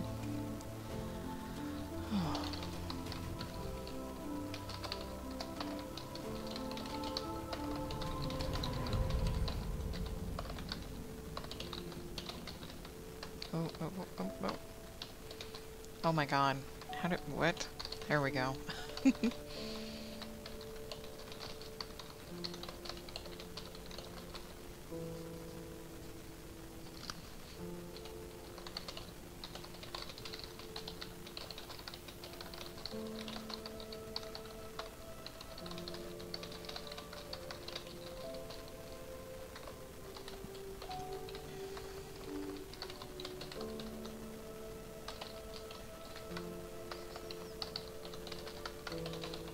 I don't know how else to describe Zarasa other than deeply tanned, because she's not African American. She's Egyptian / Persian / Middle Eastern skin color, which is tan, olivey skin. Where Cat is just a Northern Germanic Barbarian Caucasian person.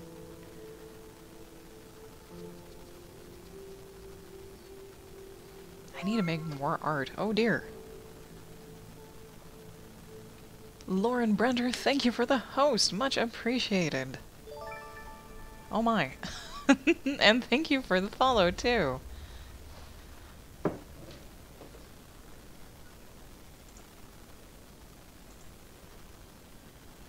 Man, we're getting all sorts of peeps today. Really appreciate it, guys.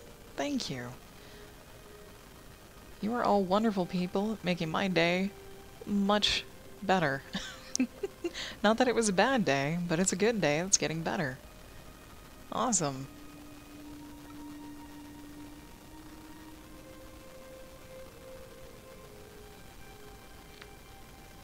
Let's see.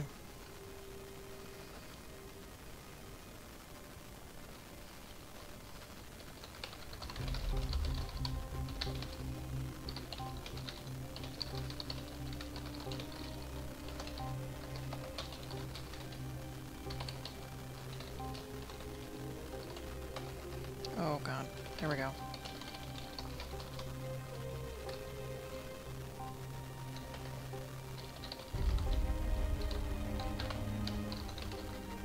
There we go.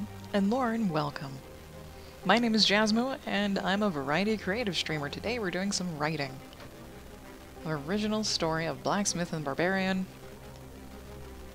Two ladies in ancient Roman times that get sold into a traveling circus, where they have to work together to earn their freedom or try to escape. One of them wants to escape and the other one wants to earn their freedom. We'll see what happens.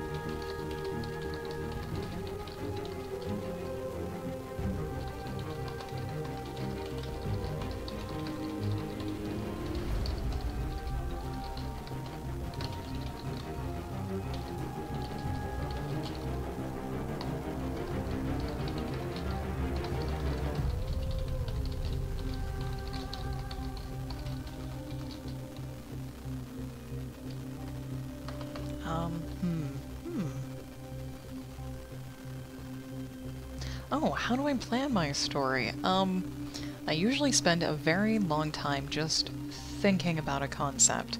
And a very long time could be anywhere from like a week to several months to even longer. And usually it tends to be around like a month before I can form like a really solid concept that I like. And that solid concept could be as tiny as a sentence.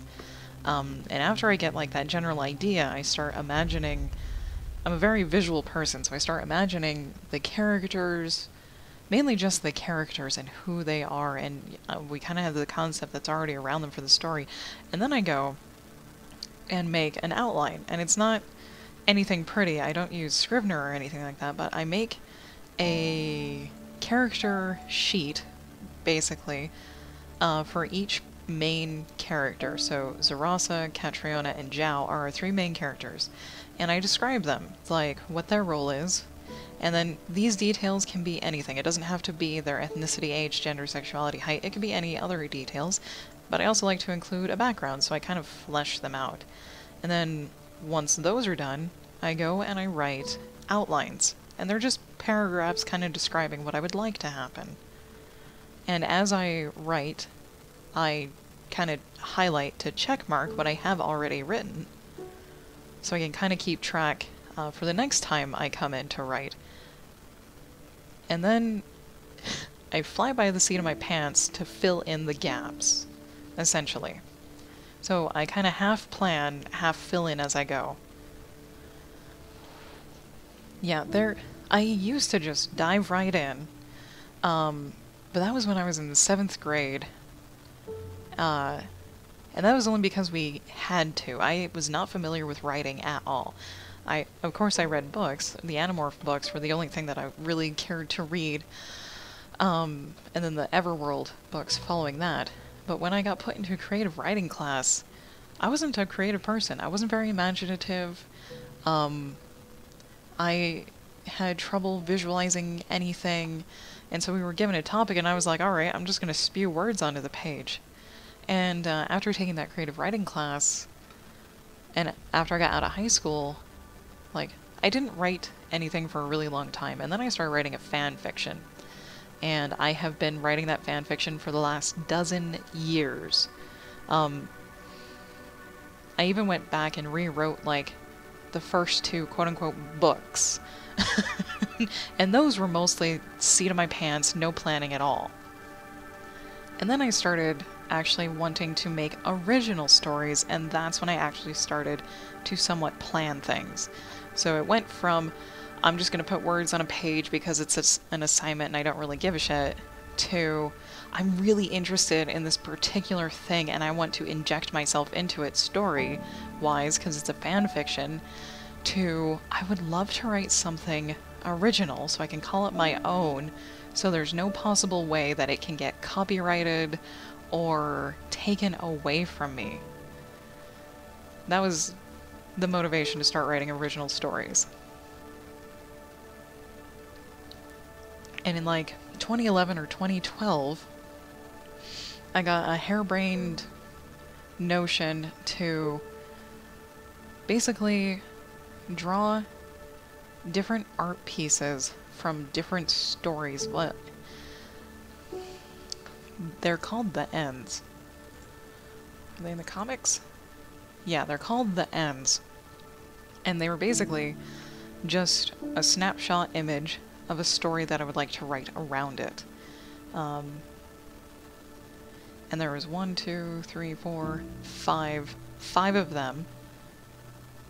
Last Resort, which was about a guy that needed to kill a demon, but the demon had his lover in its grasp, so he had to kill both of them. That was it.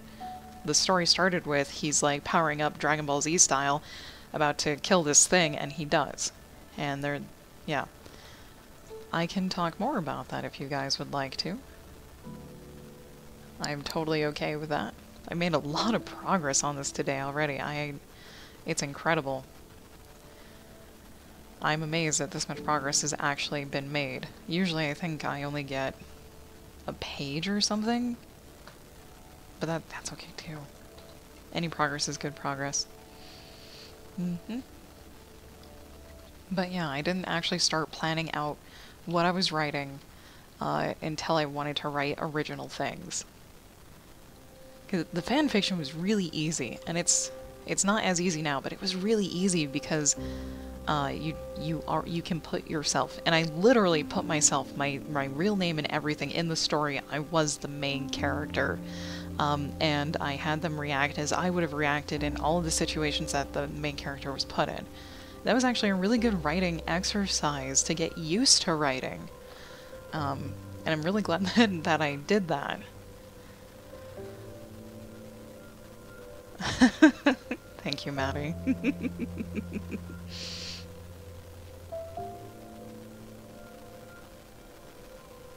Yeah, and there are times when your plans totally go out the window. It's like you make your outlines, and then you're writing, and then all of a sudden it just takes a curve, like a hairpin turn, and starts going in a completely different direction. That's when, like, you can do that. Go in that hairpin turn, or at least I usually go in that hairpin turn, and I write for a little while, and if I like where it's going, I'll keep it. But if I read back over it, and I'm like, nah, I really wanted to stick to this, I'll delete 10 pages and rewrite it. I seriously will. But sometimes when I delete those 10 pages, I'll still copy and paste them and save them off as a different document, so I can keep it just in case I liked it that much. You guys want story time? The Last Resort actually got turned into a comic. I think I either collaborated with or commissioned someone to draw the comic and I colored it. But yeah, back in the day, before I was really good at art, I used stock photos as references, and I just made a series of images along the lines of this. This is the Last Resort image, and the story was basically made off of the singular image, why this guy is doing what he's doing. And that's 1, 2, oh, they're doubled. Okay, they're doubled. So the story, if I had written this out, I would have described this whole thing as, I don't know if you guys can read that, but it says, it should never have come to this. Those monsters should have died with it. It's our fault for not realizing it was even possible.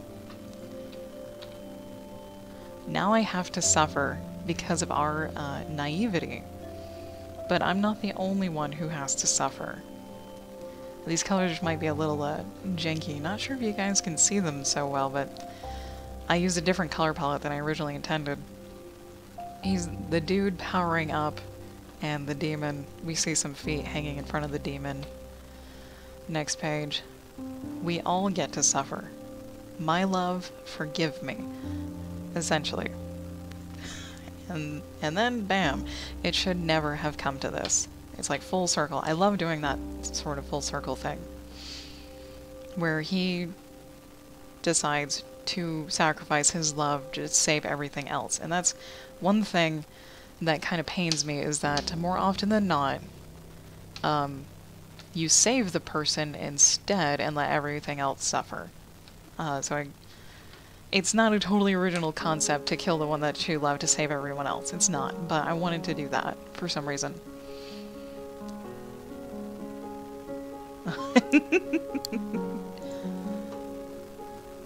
If you save all the hairpin turns, you have so many files for one story, it's getting silly.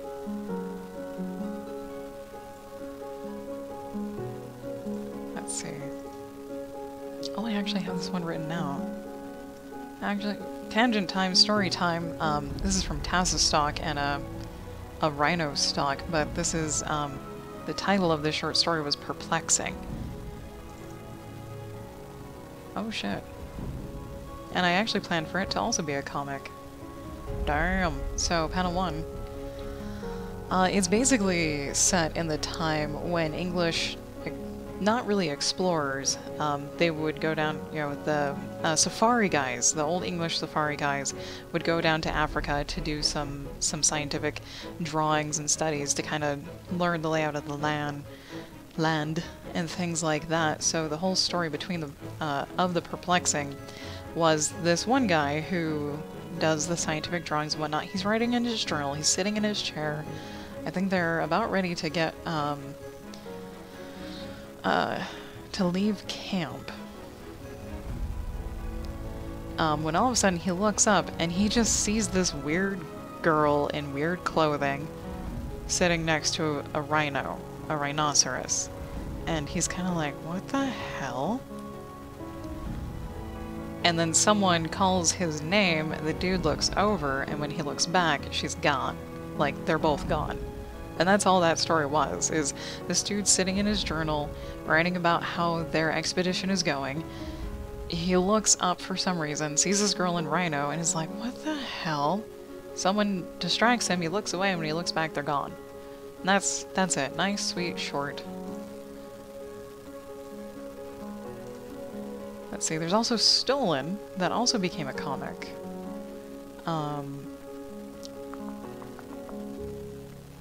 I don't have them in order. It will go color, sketch, color, sketch. So, Stolen is about a girl, Japanese or Chinese. She's going out to a forest by herself, but she has this little lantern that has a bug in it. And she's going out to the forest to a specific tree to sit and wait. And she brought a book with her. And as she's sitting and waiting, her little bug friend is freaking out. He's starting to like buzz warnings, and she's trying to ignore it because there's no danger around. And she's like, what is wrong? And she continues reading because there's no danger around. But the bug's like, oh my god, oh my god, oh my god, and then all of a sudden she's gone. And that's it. I did want to further develop this story, and the next part would be a guy comes along who was going to meet her under this tree and finds her belongings and her little bug friend. And she's not there. There's no footprints or anything to tell him where she's gone because it's wintertime. So him and the bug start looking for her, and this one's a fantastical story. It's got a little bit of fantasy in it, and he goes on this journey with the bug to find her because the bug has a little bit of magic in it too, and he ends up eventually finding her with a dragon. A nice dragon. It is a nice dragon that just wants knowledge, and she's happy that her man found her. And they both decide to stay and hang out in this happy trio relationship. That's the very general gist of it. And I was gonna make it like a very nice happy dragon that would totally let both of them leave too. I didn't want to make it an ominous, foreboding, you can never leave me because I love your knowledge, whatever. A little bit of happier things. Oh, this next one's kind of rough. This next one is called Grim Satisfaction. And this is the image. I don't have anything written down, but this is the image. Is a lady wearing the pelt of a black panther looking down on something. But the title gives it away. Grim Satisfaction. She's looking down on a scene of justice. So basically, some different safari guys make their way into this tribe's people, their jungle, their land, and they're hunting the Black Panther. And these tribes people really respect these panthers and everything else. And when the expedition kills a Black Panther and they find out about it, they find the panther, they clean it up, they turn it into a garment for this lady, and then they ambush the expedition and end up killing them.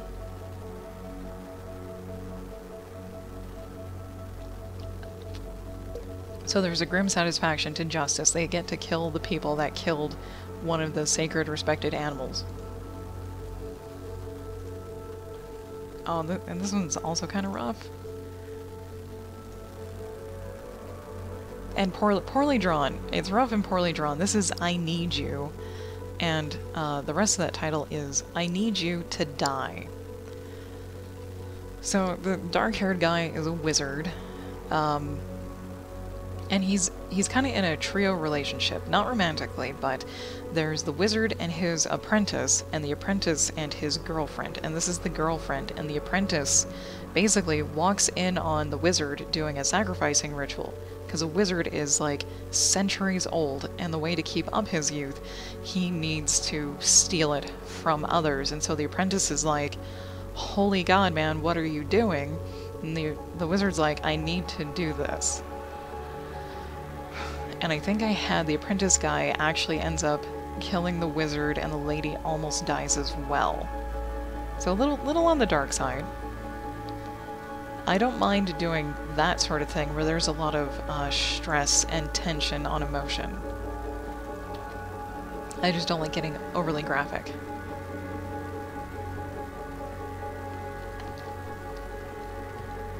And that's the whole story, is this apprentice walks in on his wizard buddy, teacher he's known all of his life, who's trying to kill the lady that he loves.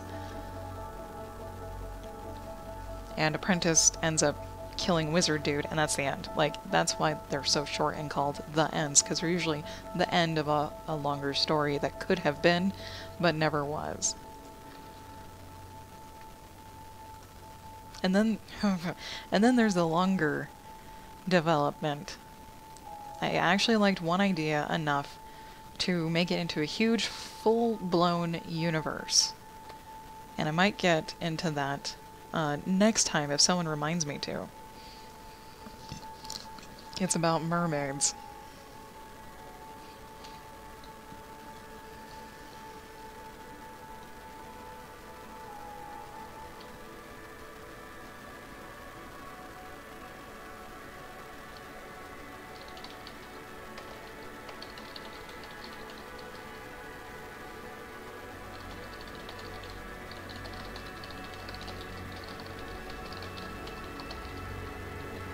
Here.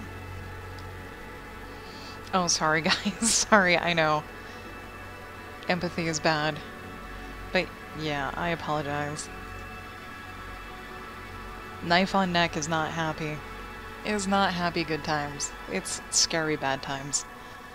So, that's why we'll write about not so scary bad times. And this Blacksmith and the Barbarian was kind of one of those shorter the end type stories that has actually kind of morphed over time, since the original concept was in 2012. It's now 2017. Things have changed because Zarasa, our tan lady here, was actually going to be a gladiator, but I decided against it. Because I figured that would be a little bit too rough, too graphic, and I wanted to put them in a better, safer position where they're not totally fighting for their lives, that they can get a little bit of a safe environment and be themselves. Yeah.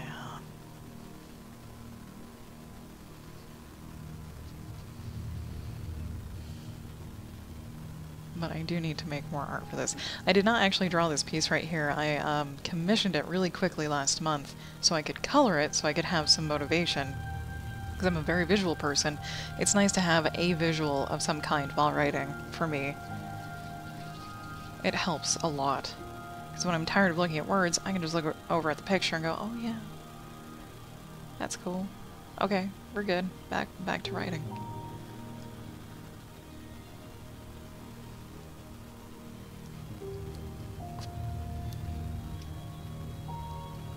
What are we doing? What are we writing? A day in the life of chores. Okay. Ugh. Okay.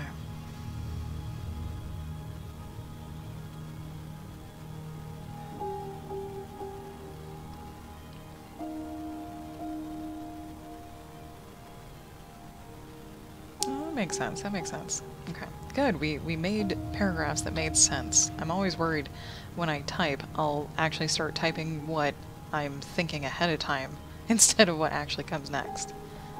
Because that never happens. Ever. No. It happens all the time. It's why you get words that are... the first half is the first word, and the second half of that word is the next word. That happens a lot.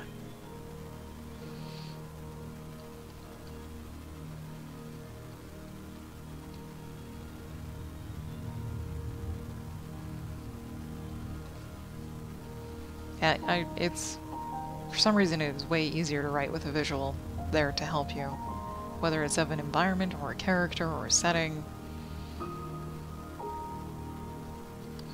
It can give your eyes a little bit of a break, and your brain a little bit of a break too, because you may not remember that a character has green eyes, and that you can use different words to describe green, like verdant or grassy or sea foam or whatever.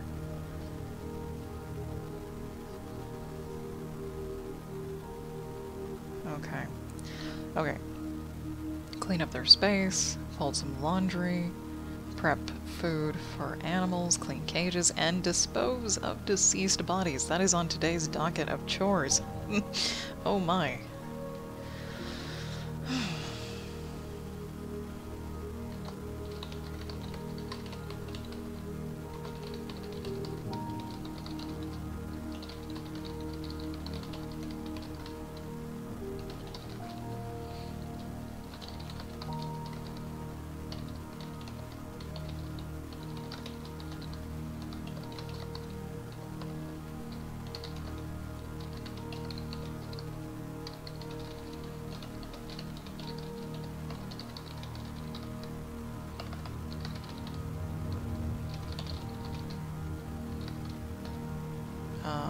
Is it this? Animals? Wow, this sentence just died. Okay, as nearly every day, Zara also went through her usual routine after breakfast. Her small tent needed tidying, laundry folded, raw food prepped at the food tent for certain animals, and those animals' cages cleaned. Now that makes sense. Sweet.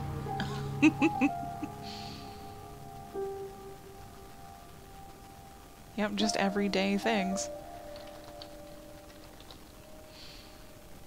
Yeah, eat breakfast, tidy up your room, fold some laundry, prep food for your animals, clean those animals' cages, and dispose of any bodies that need disposing of, I suppose. I don't know why I want to put that in there. I think it's to reinforce that they are not in the modern age, and that someone could easily die of sepsis or dehydration or even scurvy if you're not careful. You can die of scurvy now if you're not careful. Damn, eat your vegetables. Yeah, I know someone's brother who they were getting kind of sick, not feeling that great, and they went to the doctor and they're like, "You have scurvy," because their brother didn't really like eating fruits or vegetables. Yeah, you would never think.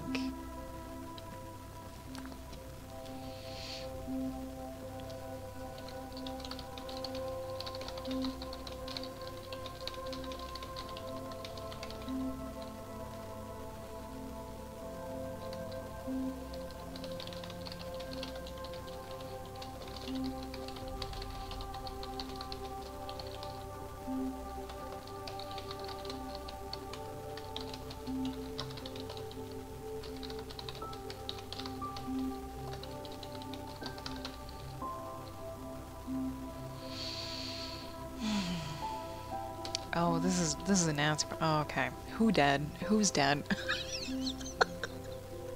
Who died? Let's have it not be a person, shall we? Let's have it not be a person.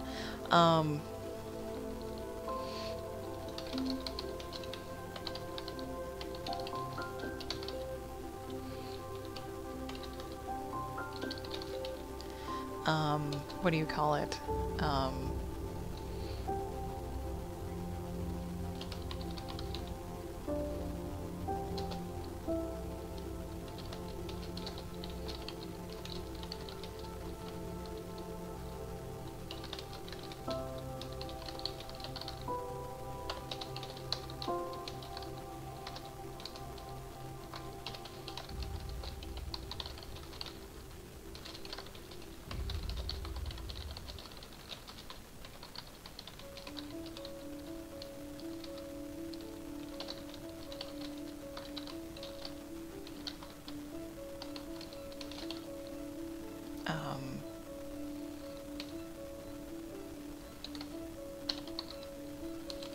Sure. Does that make sense? Okay, that morning an old cherished goat graced the disposing area of the medical tent. His meat had been deemed too tough for food purposes, and a few had expressed wanting a proper burial for the much respected and useful animal. Yeah, that makes sense. Not entirely the words I would like to use, but I can't think of the ones that I would, so we'll go with that. We'll go with that. Oh, and anyone who's watching, because some of you are new, you may not know this, if you have any suggestions for vocabulary or otherwise just general ideas, please feel free to mention them in the chat. Just know that I may or may not take your suggestion and incorporate it into what I'm writing. If I do, I will put your name next to it so I can give you credit when I post it online.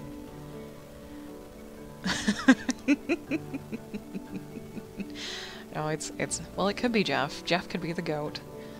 Except Jeff would be spelled, Jeff. I think. I think that's how one version of Jeff is spelled.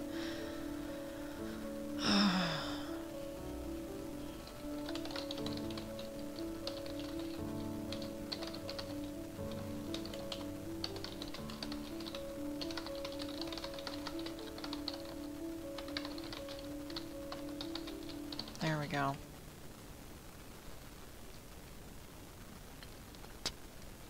Okay, so we got through this lovely shenanigans.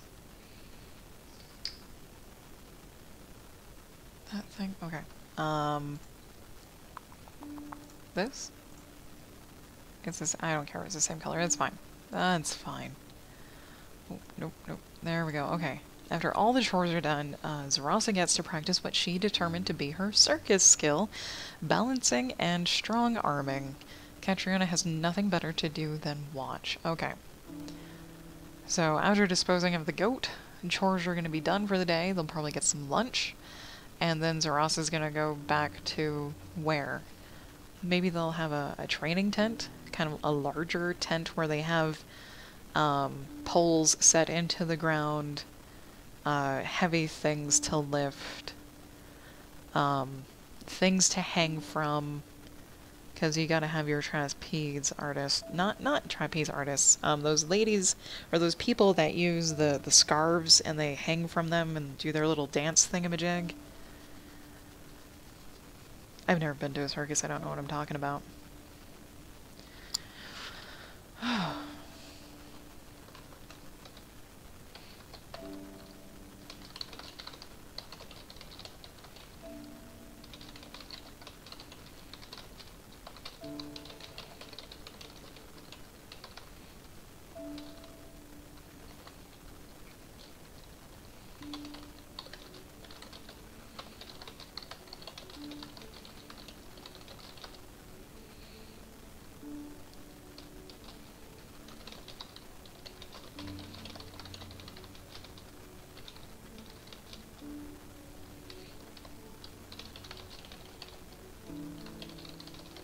Okay.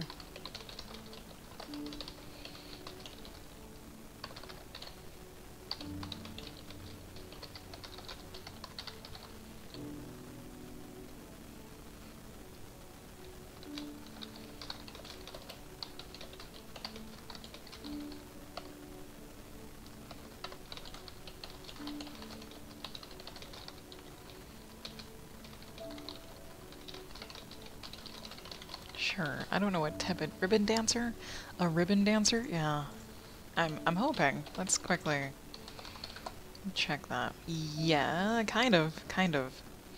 Ribbon dancer, they actually dance on the ground and they have the big flowy ribbons in their hands? Oh no, or maybe it does do both of them. I don't know. That's suspended. Suspended dancer? More or less. Yeah. These people, kind of, yes. We'll click this guy. The people that do this, there will be stations and crap for all sorts of goodness. Right now I'm looking up the word tepid to hopefully mean what I want it to mean. Especially of a liquid only slightly warm or lukewarm. Yep, that is the word we were looking for. Nice. There we go.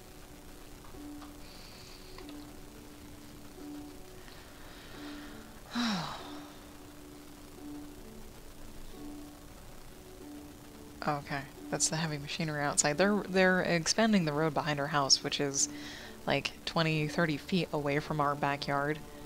And so there's steamrollers and backhoes, and every once in a while the whole house will shake. In a very startling manner. Alright, so we have lunch. Midday struck with burning severity. Hot food, tepid water, and shade not as relieving as it could have been.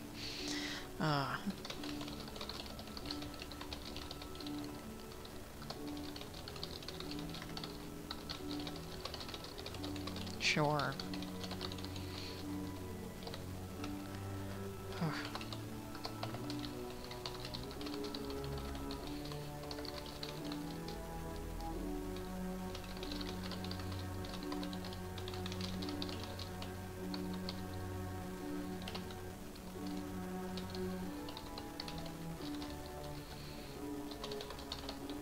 Oh no, no, no, no clowns, no jesters. I don't eat, no. No. None of those guys. There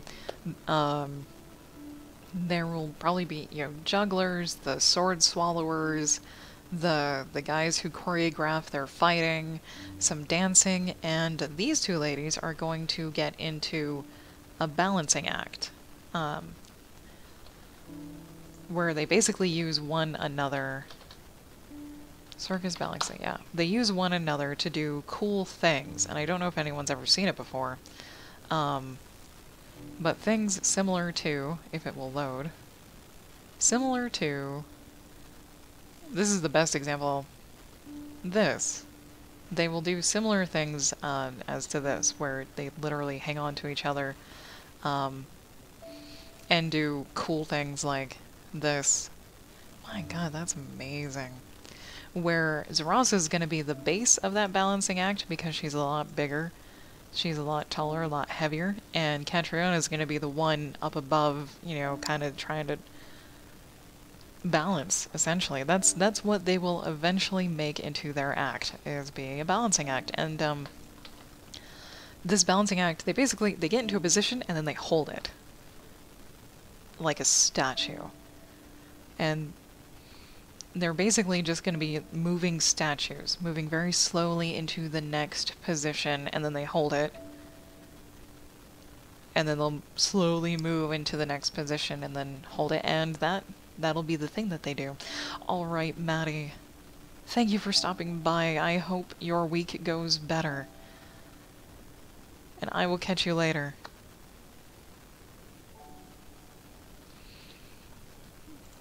Thank you so much for stopping by. Let me repeat myself. Thank you, thank you, thank you. I do appreciate it. Ugh.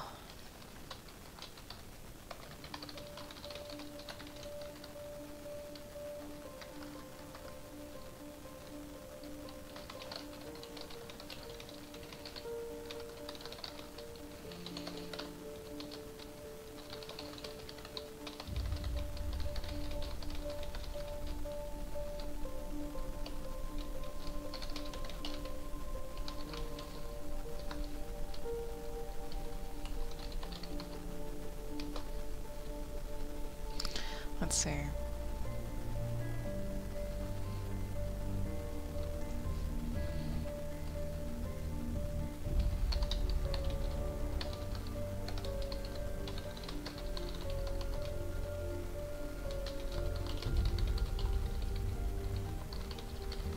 How do you spell acclimatize? Not two C's? Yes, two C's. Ah, there's an A in there. Okay.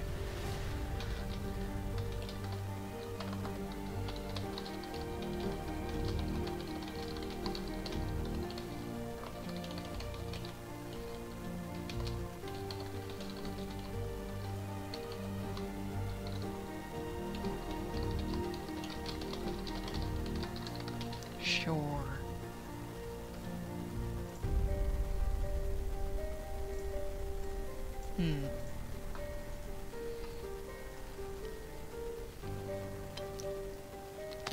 I don't know about anyone else, but if it's hot outside, I can't function very well. I get super tired. I just want to hold very, very still so I don't sweat. It's like a hibernation mode where you just kind of melt and your eyes don't want to stay open. You yawn a lot. The heat really, really gets to you.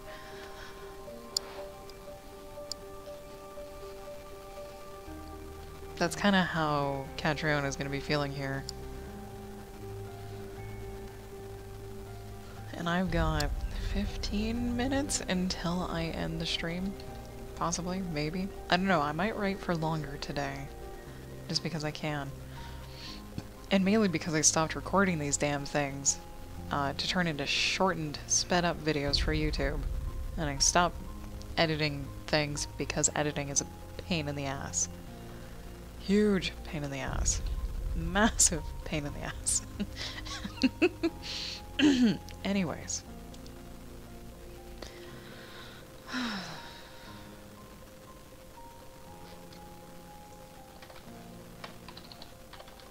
Body. There we go. Yep, cold over hot. At least you can fight to stay warm. Alright, it's easier to warm yourself than it is to cool off. Oh.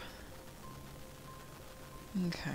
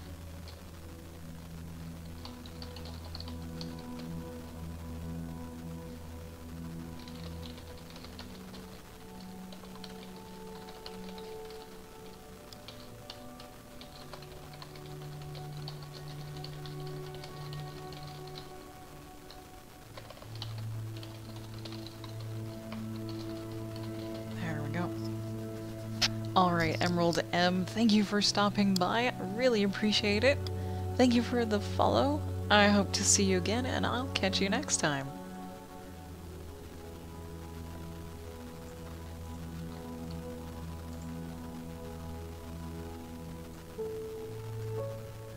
Boop. There we go.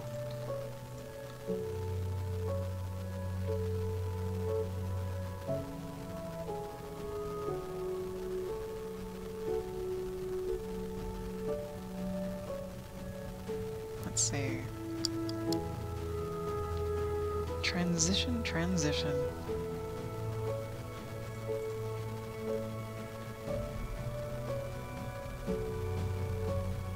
Okay. Yeah, we're gonna minimize that, okay. Twitch is being weird. If you ever stream to Twitch recently, when you look at your stats below your little video preview on your dashboard, it usually gives you like how many viewers you have, how long you've been streaming, the clips you have, the views you have, the followers you have, and when you're offline, that's all grayed out. Except for now when you're live, it can say you're offline and gray out all your stats and crap, and it's just like, am I live or am I not live? Well, apparently I'm live because people are still talking to me.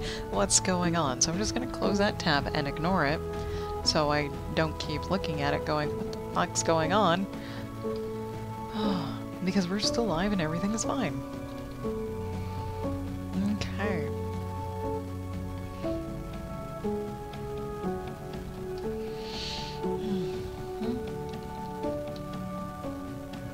Okay.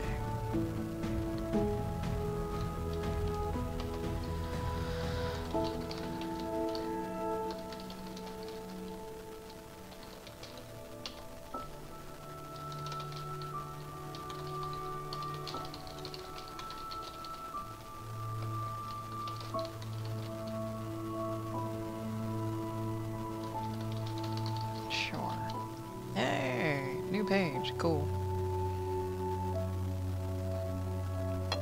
Mm-hmm. Oh, thank God for water.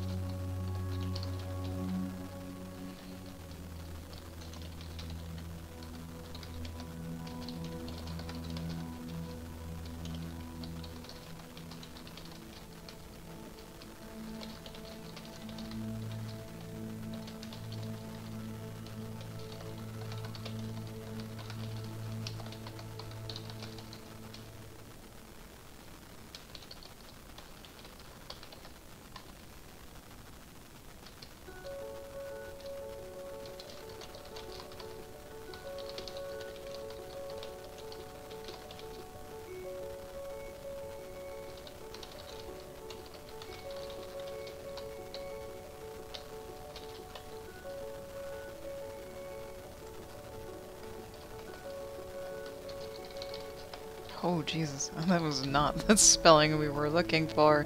Oh, dear. Oh, dear. Okay.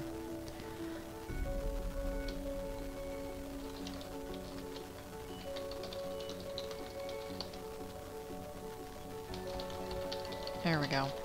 Yeah, we'll have these poles not be 100% sturdy. They'll be almost 100% sturdy, but not really. How? Okay, hang on.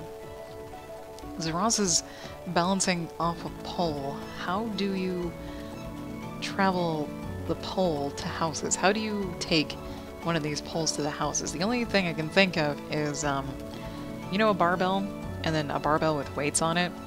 It's basically a larger version of that. You have this pole, and it has two massive weights on either side of it, and you can stand it up and use it, except I don't know if the weight on top...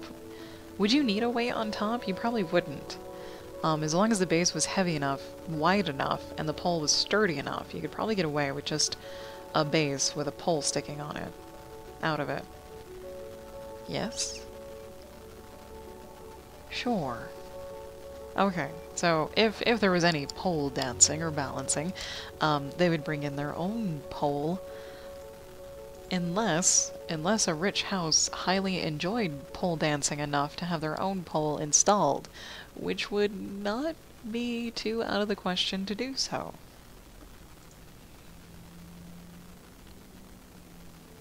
I am very tempted to read what we have written today, or what's been written today. I don't know if it's weird for anyone else when I say we instead of me or I, but it's a habit that I kind of like, although the context recently of where I've been using we hasn't totally made sense. And it's weird. It feels weird. It's almost like speaking in the third person, but not. Anyways.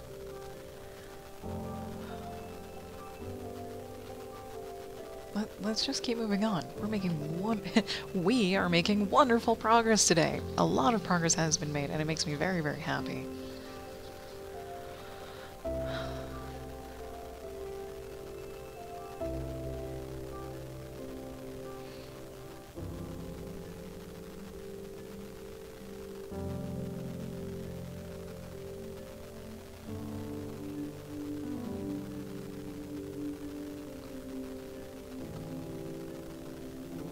Crap, now I lost my train of thought. Damn it. Damn it. Oh, foobar.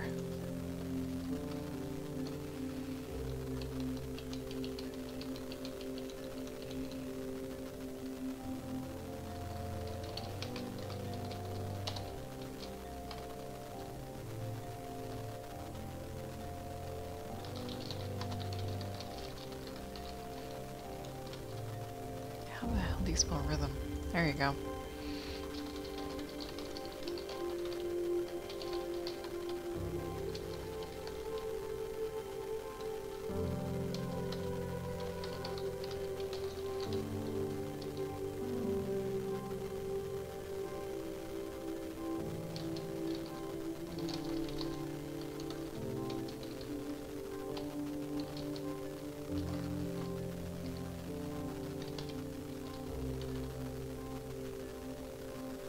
um, what am I gonna try to say? It's a show, there you go. A show.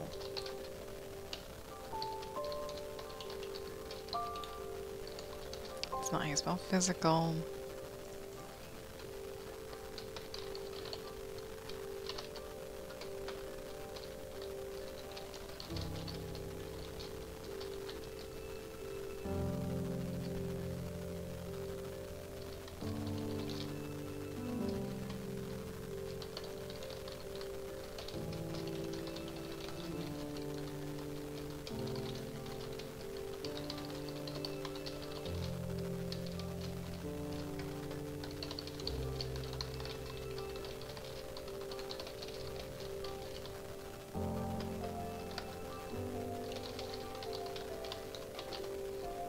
Okay.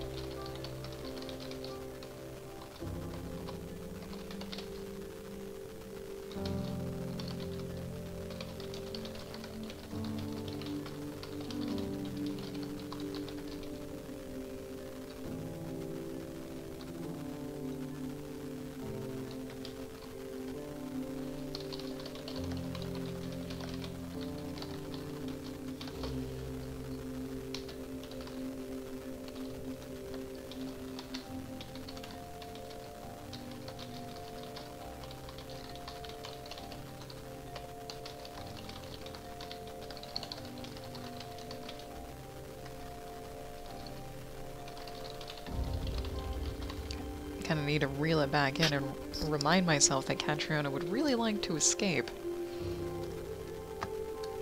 Instead of having her just be this younger gal totally smitten with this really strong lady. Because it's...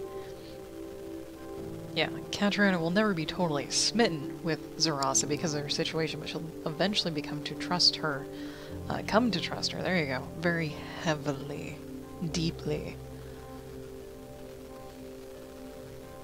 Let's see if that even made sense. It would be difficult to find weaknesses in guards or others living in the circus that she could slip through when she couldn't study to find out what they were. Okay, weaknesses in...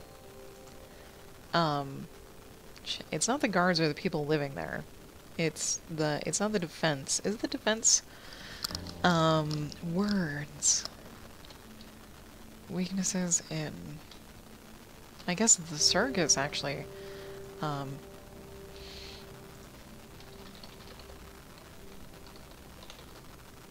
my god. Advantage.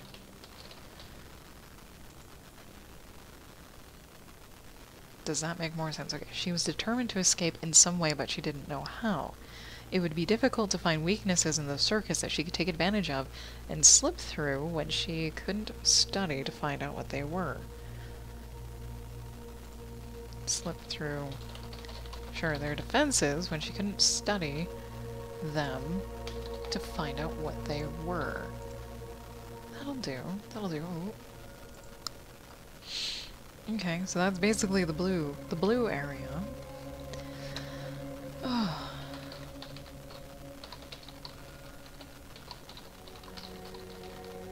Oh my god, physical, there we go.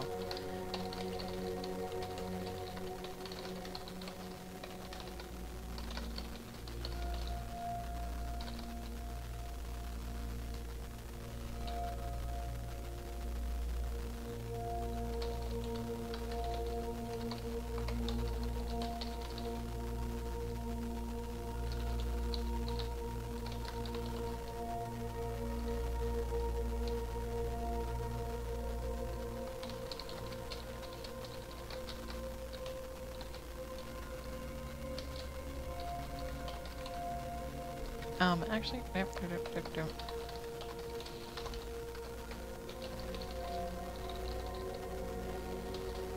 because Catriona is not attracted to men. Oh, and that is my break time / end time. I'm gonna make it my break time, and when I get back, we're gonna do another hour of writing. I'll meet you guys back here in about 3 minutes.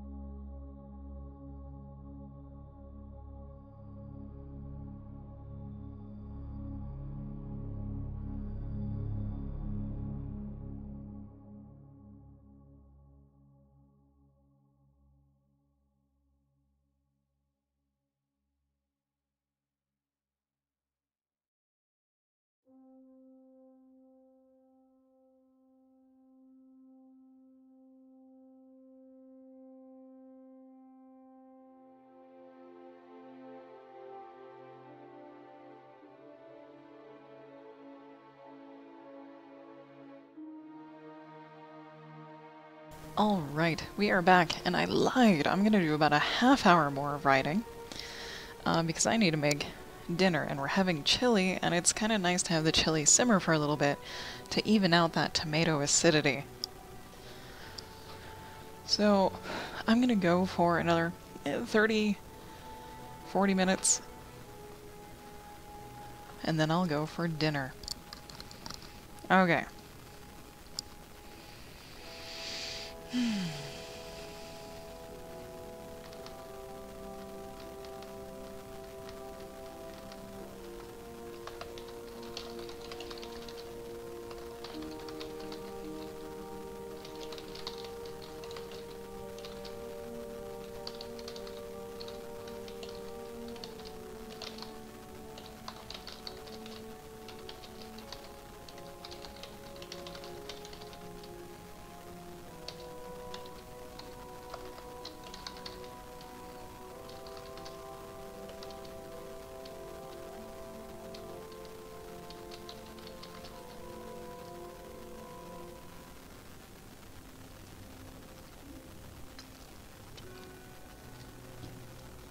Okay.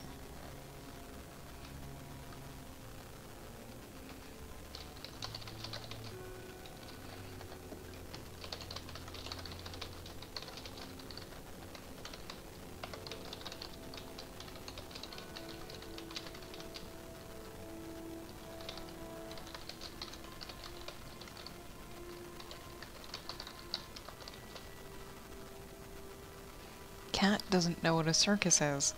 Oh my god.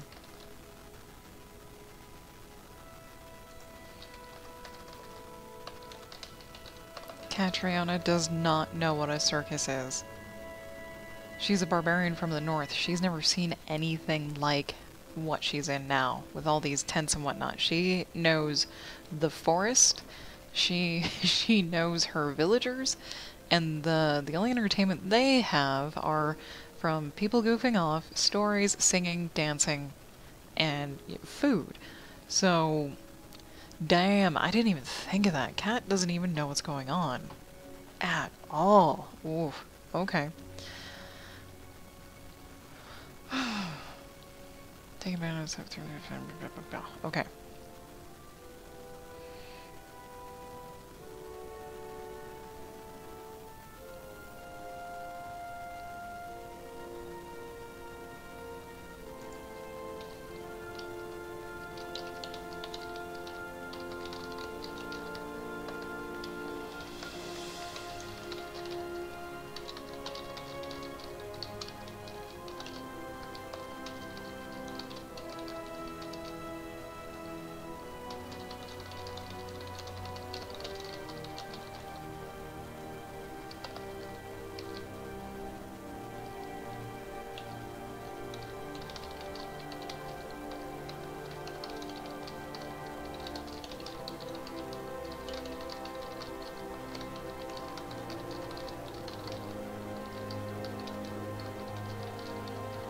I love this.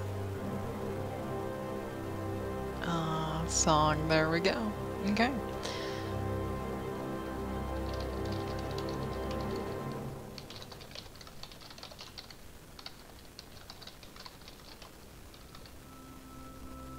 Oh god. Available. There we go.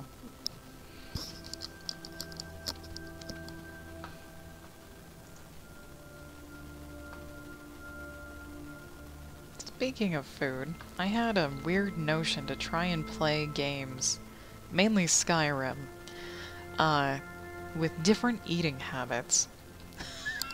I don't know why I'm bringing this up. Well, the thought's been running around for months. Like, months and months. Mainly because of mods, and I finally, I figured out how to get mods on my Skyrim.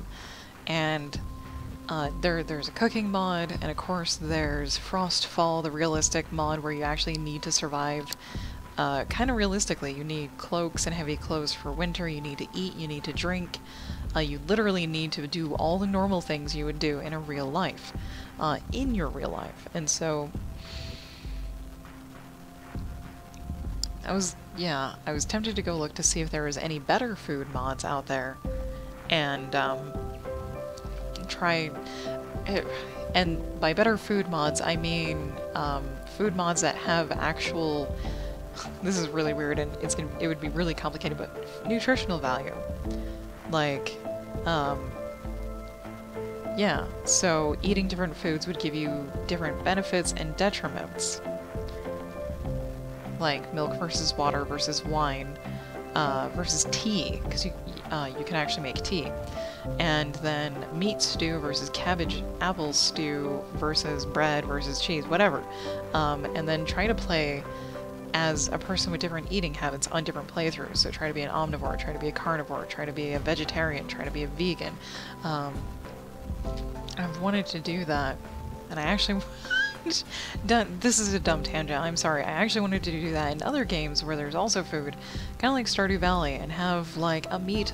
Well, it's not really a meat-only farm. It would be an animal product-only farm, or just a cheese and plant-based farm, or even just a vegan farm. Just to be weird, and then do a series of videos, except I'm not ever going to stream games again. Thanks, creeper trolls, online. Live, anyways. But yeah, I had to get that out of my system. I had to mention it out loud. Because we mentioned chili, and now we're mentioning evening meal with stewed meat and gravy with vegetables and bread and cheese. That actually sounds pretty decent.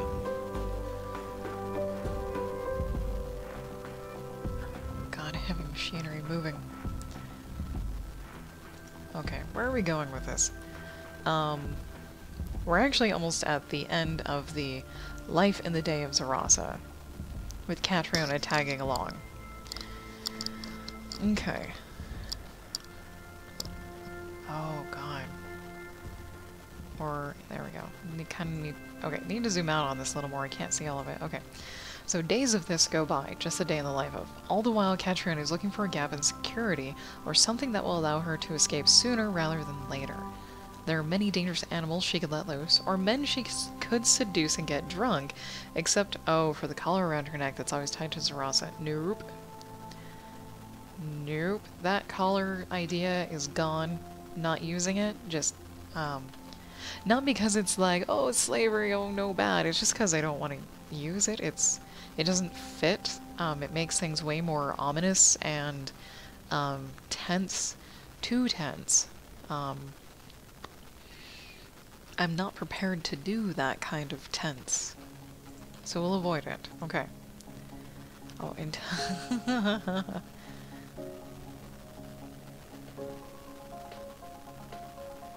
okay.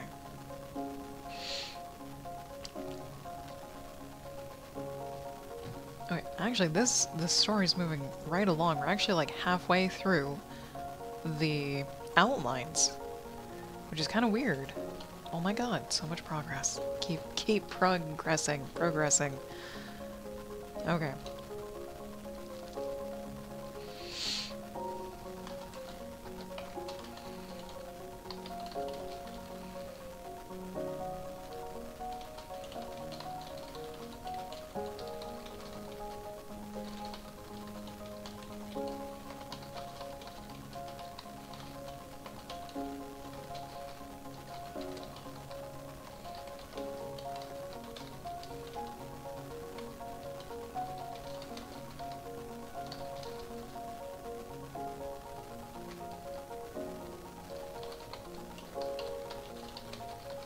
Gardens, not gardens.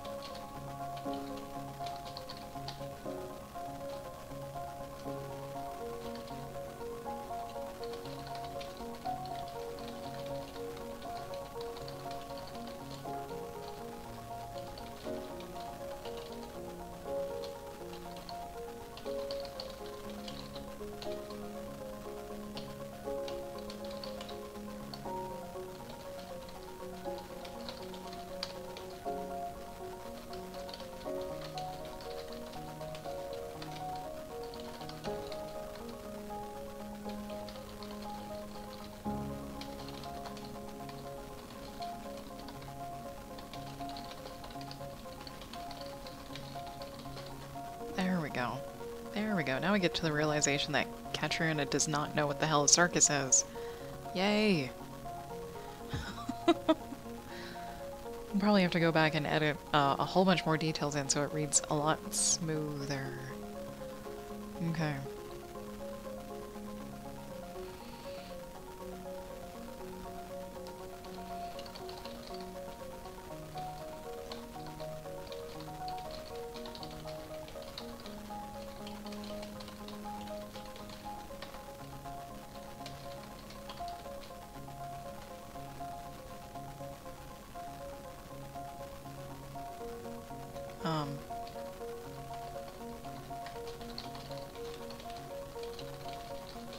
Okay, there we go. Since she still had a home to go back to, that's kind of a key detail, is that Zarasa doesn't have a home to go back to. So she's kind of accepted that she's in this circus, but she is planning on, quote-unquote, escaping it, but she's gonna pay her way out so she can be her own person and go wherever the hell she wants to go without being hunted down and or punished because she left. Catriona, on the other hand, has a home she would love to get back to sooner rather than later. Okay.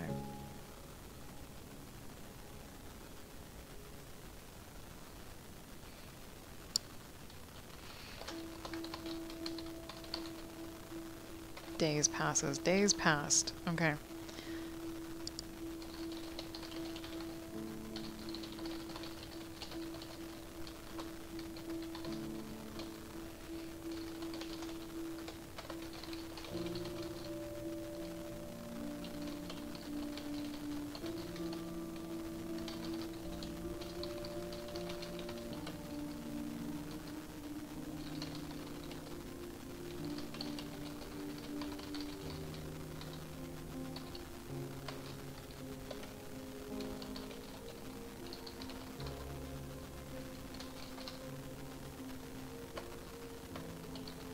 Inconspicuously? Damn. There we go. Oh, Jesus. So many U's. Damn. That might be a too large of word. I was gonna say, in a not obvious way. And it's not because I like using more words, it's because they're shorter and easier to pronounce than inconspicuously. Yeah. Okay.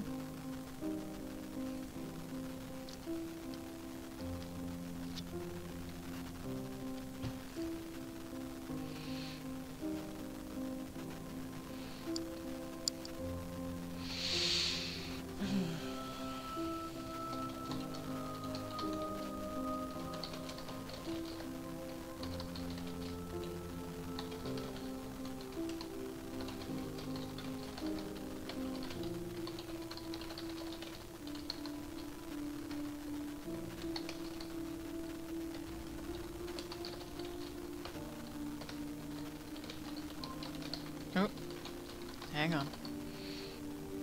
Oh.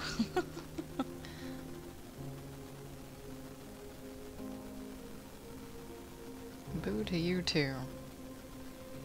Sorry, I got a poke from the hubby.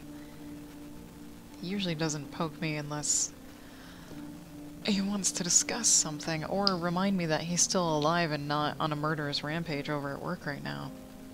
Work has not been the kindest place to him as of late. And that's only because his boss is out on vacation for this whole last week, and one of his coworkers was also out on vacation this whole last week, and so Jim kind of took over both of their roles as well as his own, as best as he can or could, and it's been highly, highly stressful this week. And it's that's another thing I wanted to talk about. Weird tangent time once again. Is Jim and I don't have a very healthy relationship with food. It's not the worst, but it's not the best either, is that we're both stress eaters. And I'm a depressing eater. I eat when I'm highly stressed or depressed. And it's not good food. It's like, if I'm stressed or depressed, I want cooler ranch Dorito chips with Cool Ranch dip. Or Chinese food, the Americanized Chinese food, deep fried, drowned in sauce, with either fried rice or chow mein. And this entire week, it has taken all of my willpower, since we already had pizza twice, to not go, hey, let's go get panda tonight. Kind of relax and flub off the stress by eating absolutely delicious, horrible food. Yeah. Yeah. Oh, Jesus Christ, that's a paragraph. Oh, wow.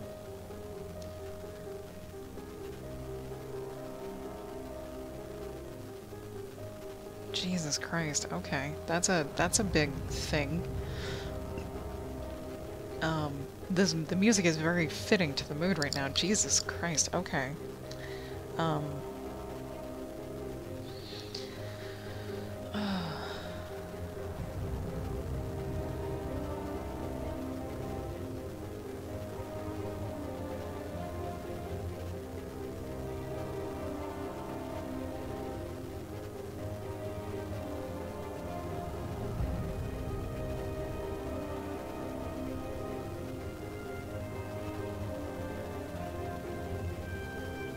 So, work, like, has been super stressful this last week, but since Jim transferred to his new job 4 months ago, it's just not been very pleasant to begin with, and so we might be getting a new job.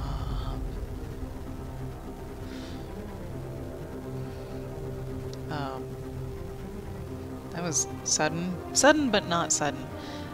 It's not sudden because he's been considering a new job since he started the new one. But sudden because he has the chance to apply for a job on this coming Tuesday. Damn. That's, damn.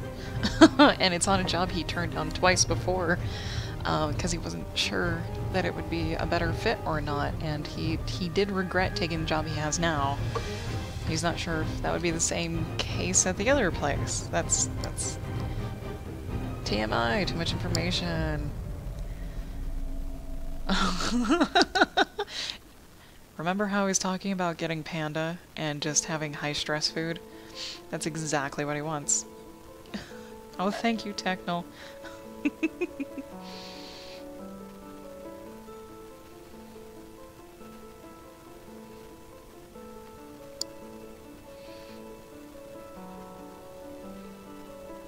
Oh wait, is today Friday or Thursday? No, today's Friday.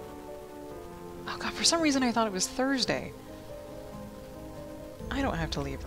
Yeah, okay. Sorry, I'm so amazed that it's Friday.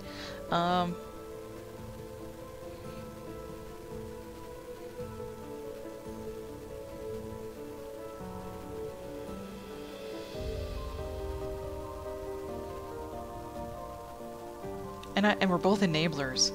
We are both enablers. That's the unhealthy part, is we're both stress eaters. When we're stressed, we're like, eat junk food. But even if one of us is stressed and the other one is not, if someone mentions junk food, we're like, yeah, sure, let's go do that. We both enable each other. And it is extremely difficult to extremely difficult to keep that in check. Yeah, I think he might be going through the drive-thru and coming home with one of everything. Honestly. Oh, I hope it's a decent drive-thru. Because, we can actually get a really good tasting, vegetarian sandwich from Jimmy John's, where we live. And that doesn't really muck us up too much, because we can say no cheese on that sandwich, although it'll still have... Actually, we could probably get just a totally... I don't know if the bread's vegan, but we could get a mostly vegan sandwich. Oh, I hope the bread's vegan. Because he really does want stress food.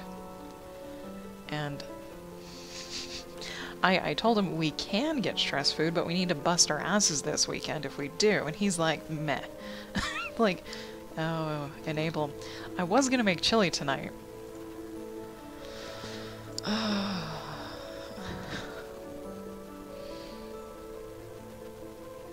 my god, if I can spell. And I think one reason why we give in to each other when it comes to food is it makes us feel better emotionally. which is the other unhealthy part, is like it will make us feel like shit physically, to varying degrees. Sometimes it doesn't. Like if we get a vegetarian pizza from Papa John's, it doesn't really affect us that much. But if we get Chinese food and we get not the small lunch portion and we get the dinner portion instead, it's like death. You wake up and you actually feel like your arteries are clogged again, and it's not great, but oh my god, it was delicious. Because we're mostly vegan for health and not really environment. So we need to work on the stress eating part. It is a work in progress. We've always been like this for the last 10 years, so it is something we have recognized it. We now just need to work on it. Okay, he's not sure. I mean, the next best thing is we have vegan sushi right next to our house. 3-minute walk. It's delicious. It's great. It doesn't totally muck up our diet. And by diet, I mean the way that we currently eat, our lifestyle.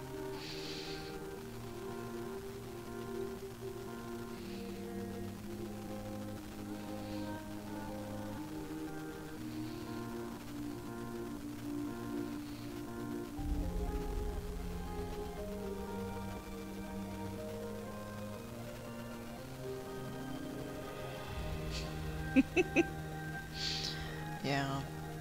And this time I'm totally inclined to just do whatever he wants because work has been so shitty this last week.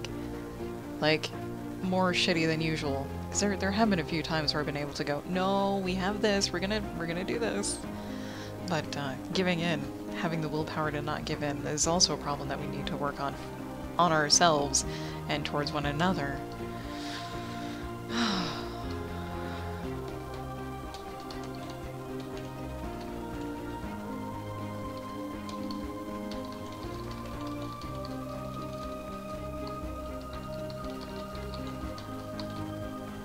Perimeter.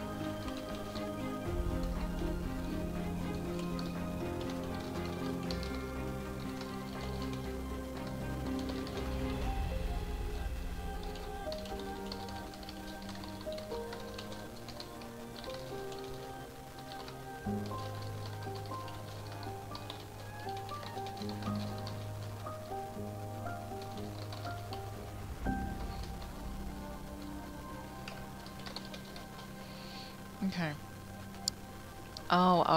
Okay. You were totally...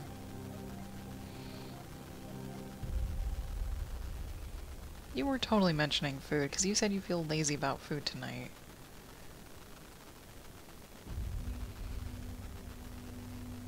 He was talking more about work. He was feeling really mad about work, okay. Okay, he doesn't really care as long as it tastes pretty good, so I can still make chili. Or we can decide when he gets home. Either way.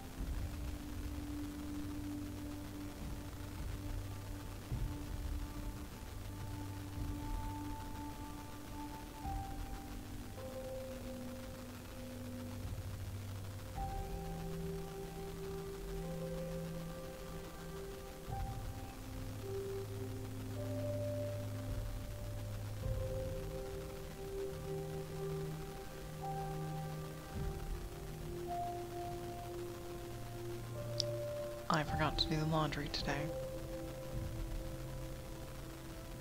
Whoops. Damn it.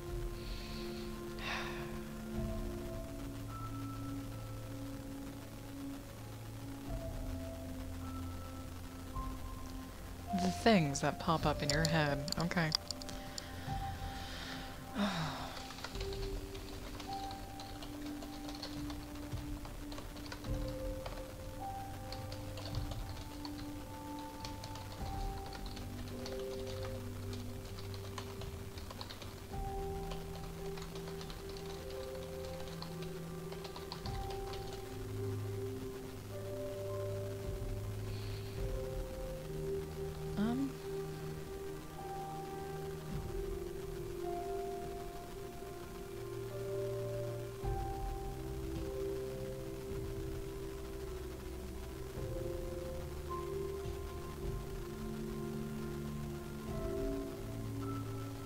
was planning on making chili for tonight. We can still do that.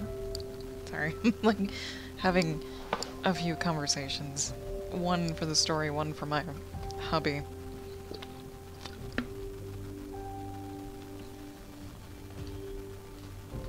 Because chili is quick, easy, and mostly delicious. Mostly. If I remember all the ingredients. Yeah, I do. Okay. It's a vegan 3-bean chili.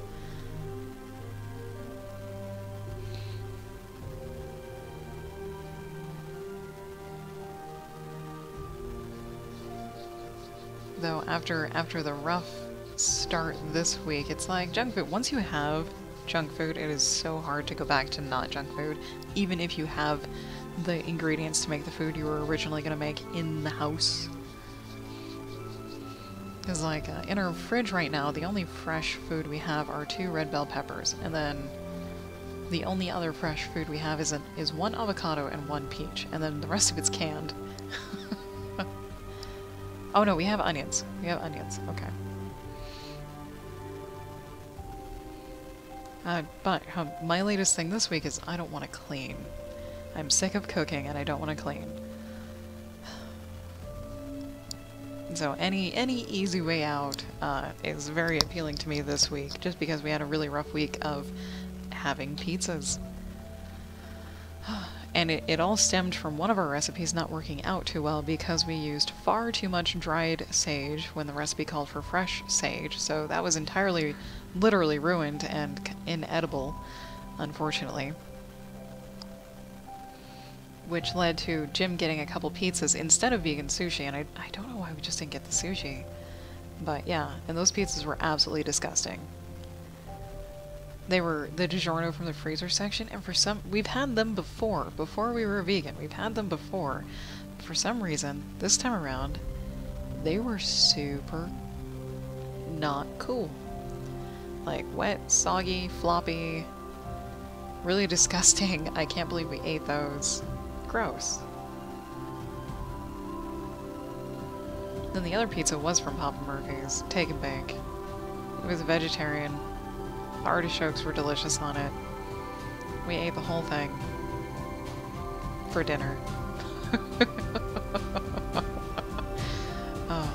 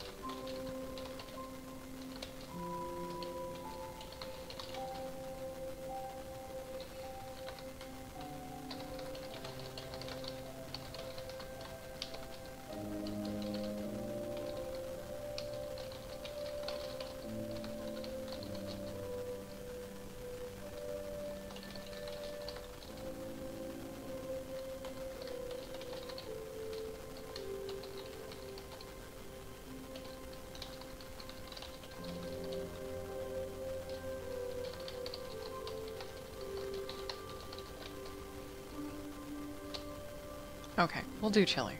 There we go. There we go. We managed to talk ourselves out of eating out again on a Friday night. Yeah, because we're not... We're old farts, basically. And we pretty much have always been, because we don't really like going out to movies. We even don't really like going, like, out to eat at a sit-down place. We would much rather stay home and be introverted hermits, because neither of us really drink, and neither of us enjoy bars, so... yeah. I think, last week we did actually go to dinner. Yeah, we did. For Wonder Woman, we did dinner and a movie, and that was probably only the second time in our 10-year relationship that we have done dinner and a movie.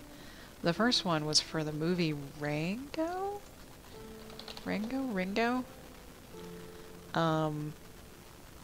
Yeah, Rango in 2011.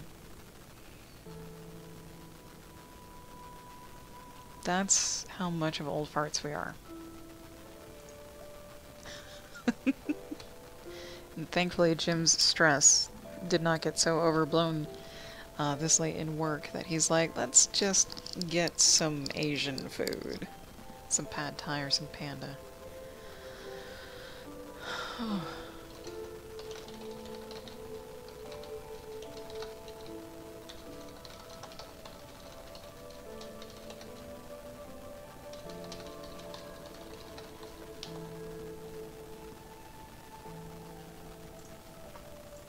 Okay.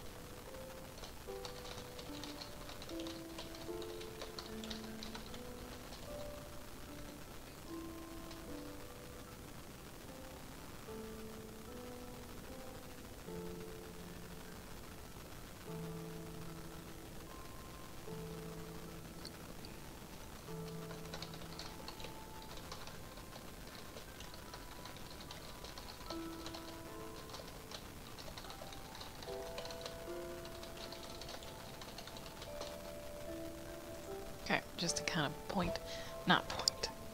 move the plot along. And this is a rough draft, so we can kind of do that. Willy-nilly, yeah, not ready to commit to harming other people. She decided to think about it for a few more days. Oh.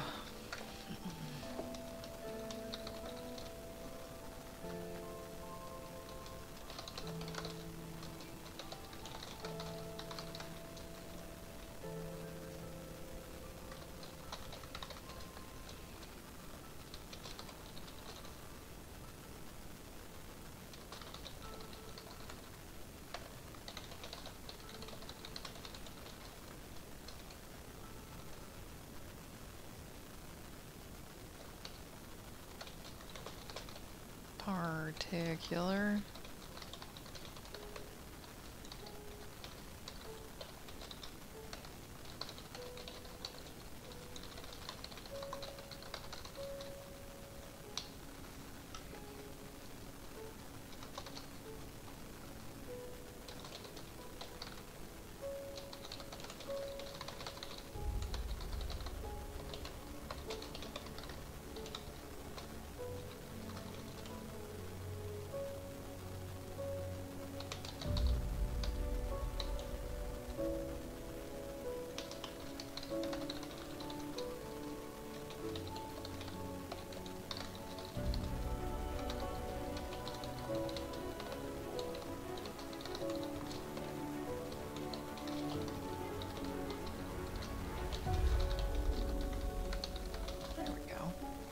Hot, dry air is not good for you. Especially extremely hot, dry air. I don't know how hot it is, but apparently it's hot and dry enough to give people bloody noses. Yay. Okay.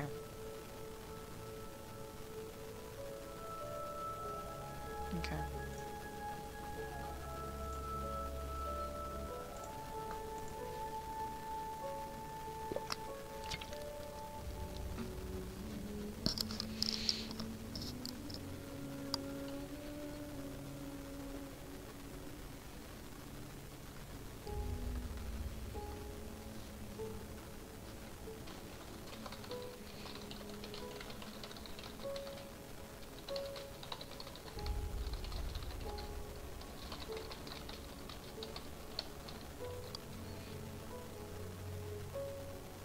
I would not mind a bean burrito right now, actually. Oh god, it's happening again. For some reason, like 2 weeks ago, I was so craving a potato burrito. Literally, just like cubed potatoes cooked, thrown in a tortilla with maybe some ketchup. And that's it. I have no idea why, but beans, like pinto beans, in a tortilla sound amazing. And it's probably because I had that for lunch earlier this week. And it was super good. You just get canned pinto beans with low or no sodium, drain, rinse, pop them in the microwave, take them out, garlic powder, onion powder, tiny bit of salt, pepper, and nutritional yeast, and you have delicious, cheesy beans. And you can mash that up. Delicious, cheesy, seasoned, refried beans. Oh my god. And they're technically not refried beans, but it's super delicious. With some avocado and cilantro and sriracha on that. Damn. That super sounds good right now. Oh, noes. It's really nice when you crave that sort of thing rather than a number 6 from Jack in the Box, which is like their ultimate cheeseburger with 2 patties and it's drowning in cheese and mustard and ketchup. And there's absolutely no veggies on it. It's just meat, bun, cheese, and condiments. I used to crave that shit when I was younger. When we were actually in college, Jack in the Box was like one of our go-to. I'm gonna grab us some Jack in the Box, fries, and large drinks. We were so unhealthy. That partially slash entirely contributed to a massive ballooning of the bodies. Okay, back to what we were doing. Okay. Where are we? Days of this go by. All the while, Catriona is looking for a gap in security or something that will allow her to escape sooner rather than later. There are many dangerous animals she could let loose, or men she could seduce and get drunk. Except, she keeps thinking about escaping until one day it gets extremely hot. While cleaning out a cage, she looks past the fences and sees only flat land shimmering with heat waves. She doesn't know how far away the coast is. Oh, from the coast she is, or where the nearest town lies. Her escape plans never included what to do after she escaped. So I'm going to replace cleaning a cage with eating lunch, basically. So instead of her cleaning a cage and realizing she has no plan for what she'll do after she gets on the other side of the fence, she's going to be eating lunch. Yeah. Okay. Oh.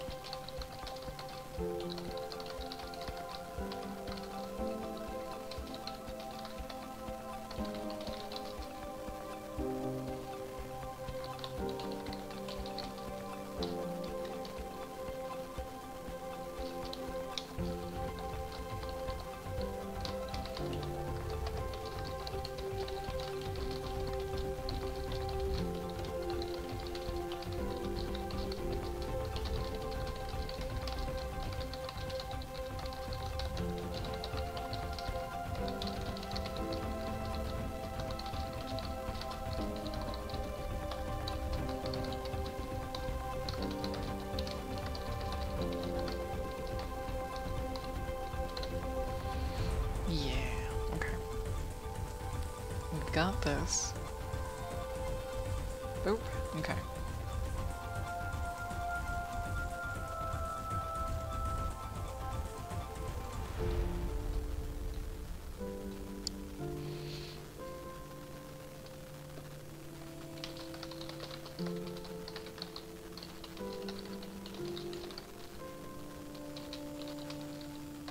I know I misspelled it. There.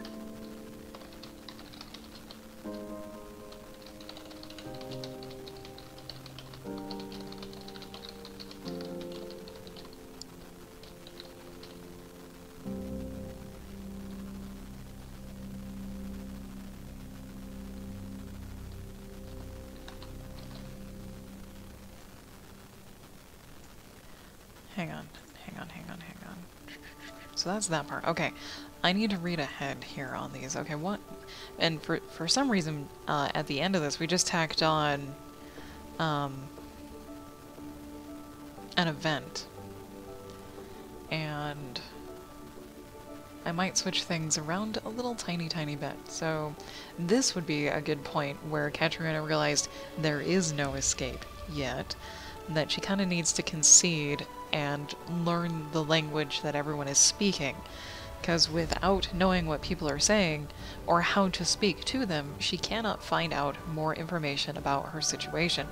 She doesn't know that she's in a traveling circus that performs for other people, and that right now they're just, like, getting their acts together, getting their supplies together, so they can go do that and start making their rounds.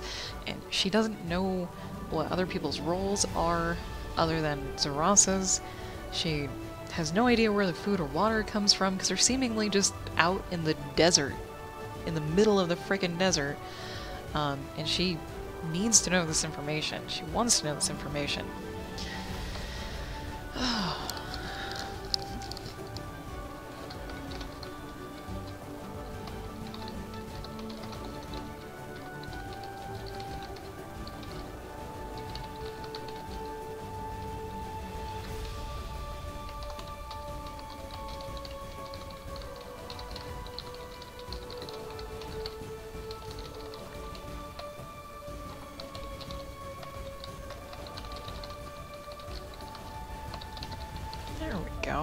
Dungeon Pug, hello! How are you doing today? Good to see you!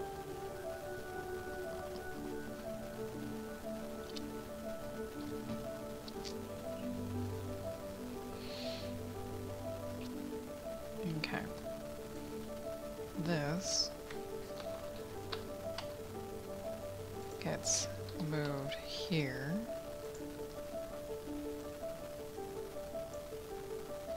This becomes no fill. There we go. There we go. Oh, that's good. Good to know you're doing well.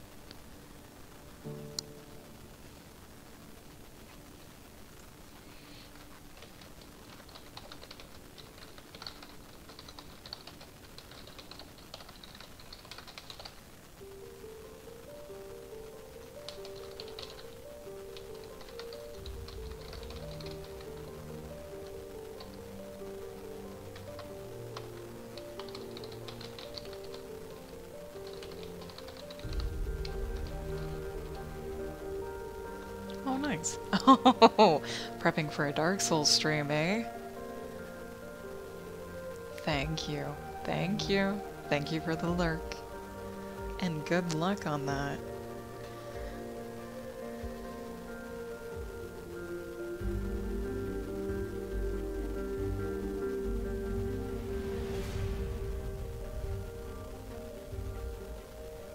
Dark Souls is a trip, my god.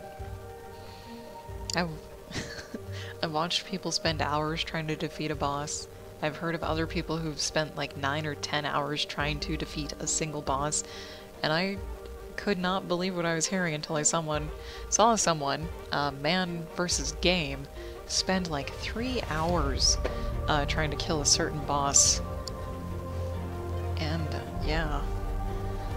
In a specific way, because of course there are different fighting styles you can take advantage of. You know, the sword and shield, spears, bows, magic, axes, maces, that sort of thing. Yeah. Okay.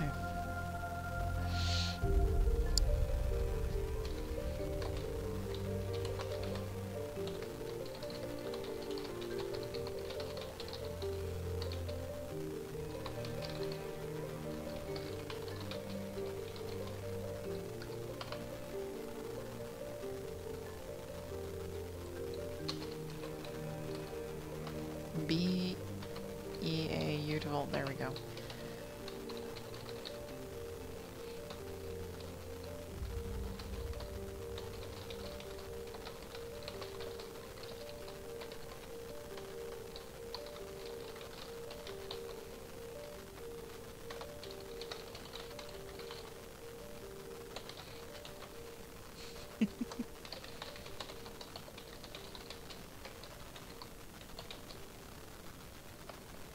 attempt. There we go. Oh, nice. Oh, the Capra Demon. The Capra Demon. Capra, Capra, Capra. Which one is that? Oh. Oh! Oh, that one, yeah.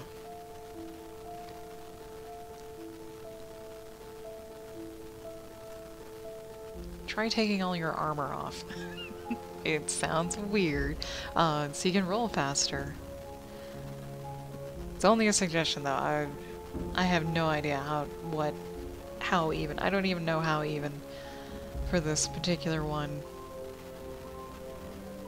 The tactics to use. Because you're right, it's a very odd design. And it's not great.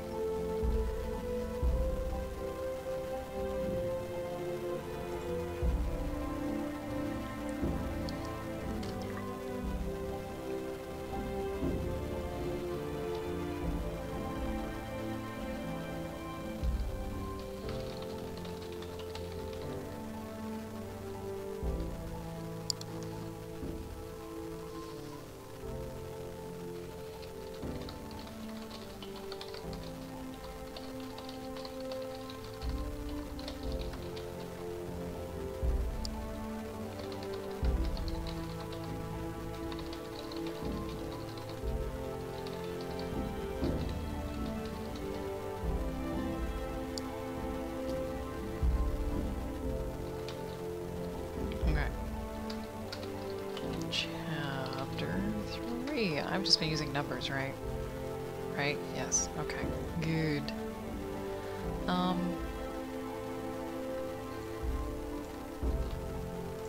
chapter 3 got really tiny from doing that. That's okay. That's okay. Oh yeah, the narrow hallway, and he wields 2 claymores. Oh, there's 2 dogs. Ugh. Oh, that's right, because you can't move through enemies. Can you? In Dark Souls. They totally block you. And so does everything else. Man. This one? Yeah. Okay.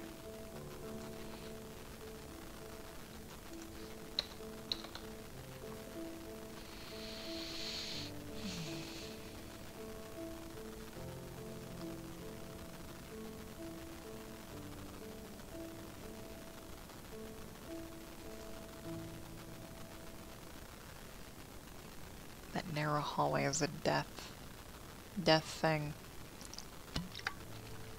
You've tried shooting him with arrows before, right? And then he just kind of jumps. Oh, he jumps.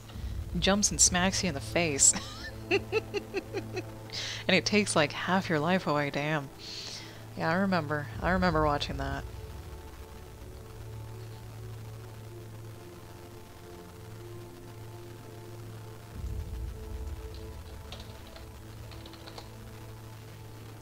Camper Demon strats.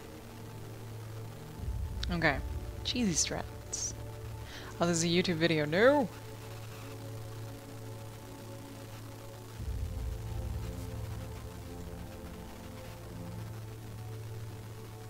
What the frick? Oh, no, that's just cheating. That is just straight up cheating. It's smart, but it is a cheesy strat. Super cheesy. Sorry, I just looked I looked it up because I was curious if there was a yeah.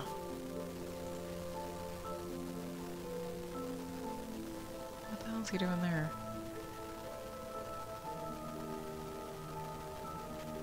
Yeah, because he is an actual boss. Okay, there's the fog door. What the hell is going on?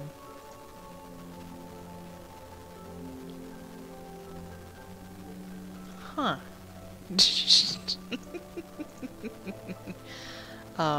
It's not cheating if the demon starts it? Well, I don't know if I want to ruin the experience for you, defeating it on your own. But There is a fairly simple way to do it using the in-game everything. Apparently, it just takes a long time. I won't ruin it. I'll let you do your thing. Oh, you did. Oh, Jesus Christ. I thought you were still fighting him. Oh man.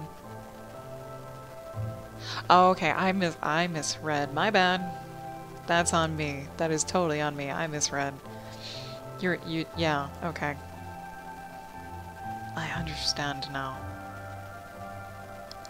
Hey, at least you beat him. And I bet it was painful. It's not a fun time at all. Do I want to start chapter 3 with 5 minutes left? I don't know.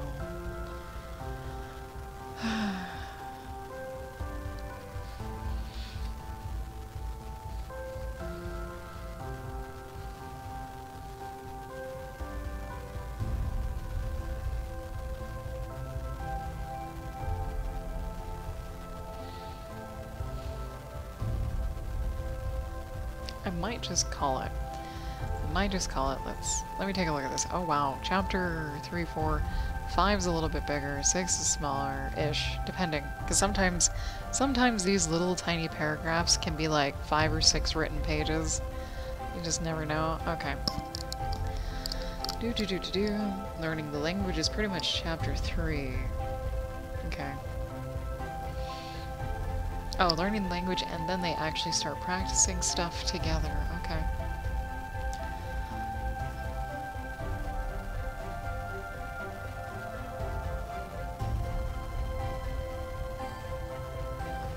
Oh, yeah, there's a bit of montaging here. Weeks follow the girls learning to break the language barrier, as well as get an act together for the circus. Okay.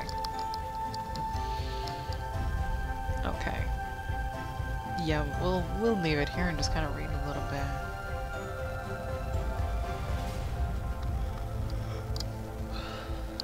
Okay.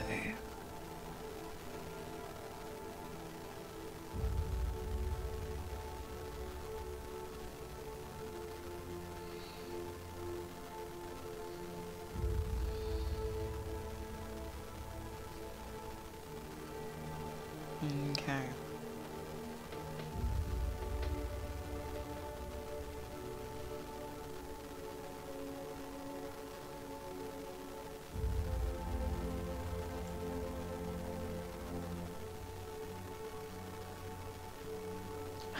Jesus, alright. Things and things and things. I'm gonna call it for today. Don't save that. I'm definitely gonna call it for today. I've been writing for a really long time, made a ton of progress. Couldn't be happier. Had a very wonderful stream today. And I want to thank everyone for popping in, whether you were lurking or active or whatever. I really appreciate it. Thank you. On Monday, we'll be doing more comic book stuff for the mermaid comic.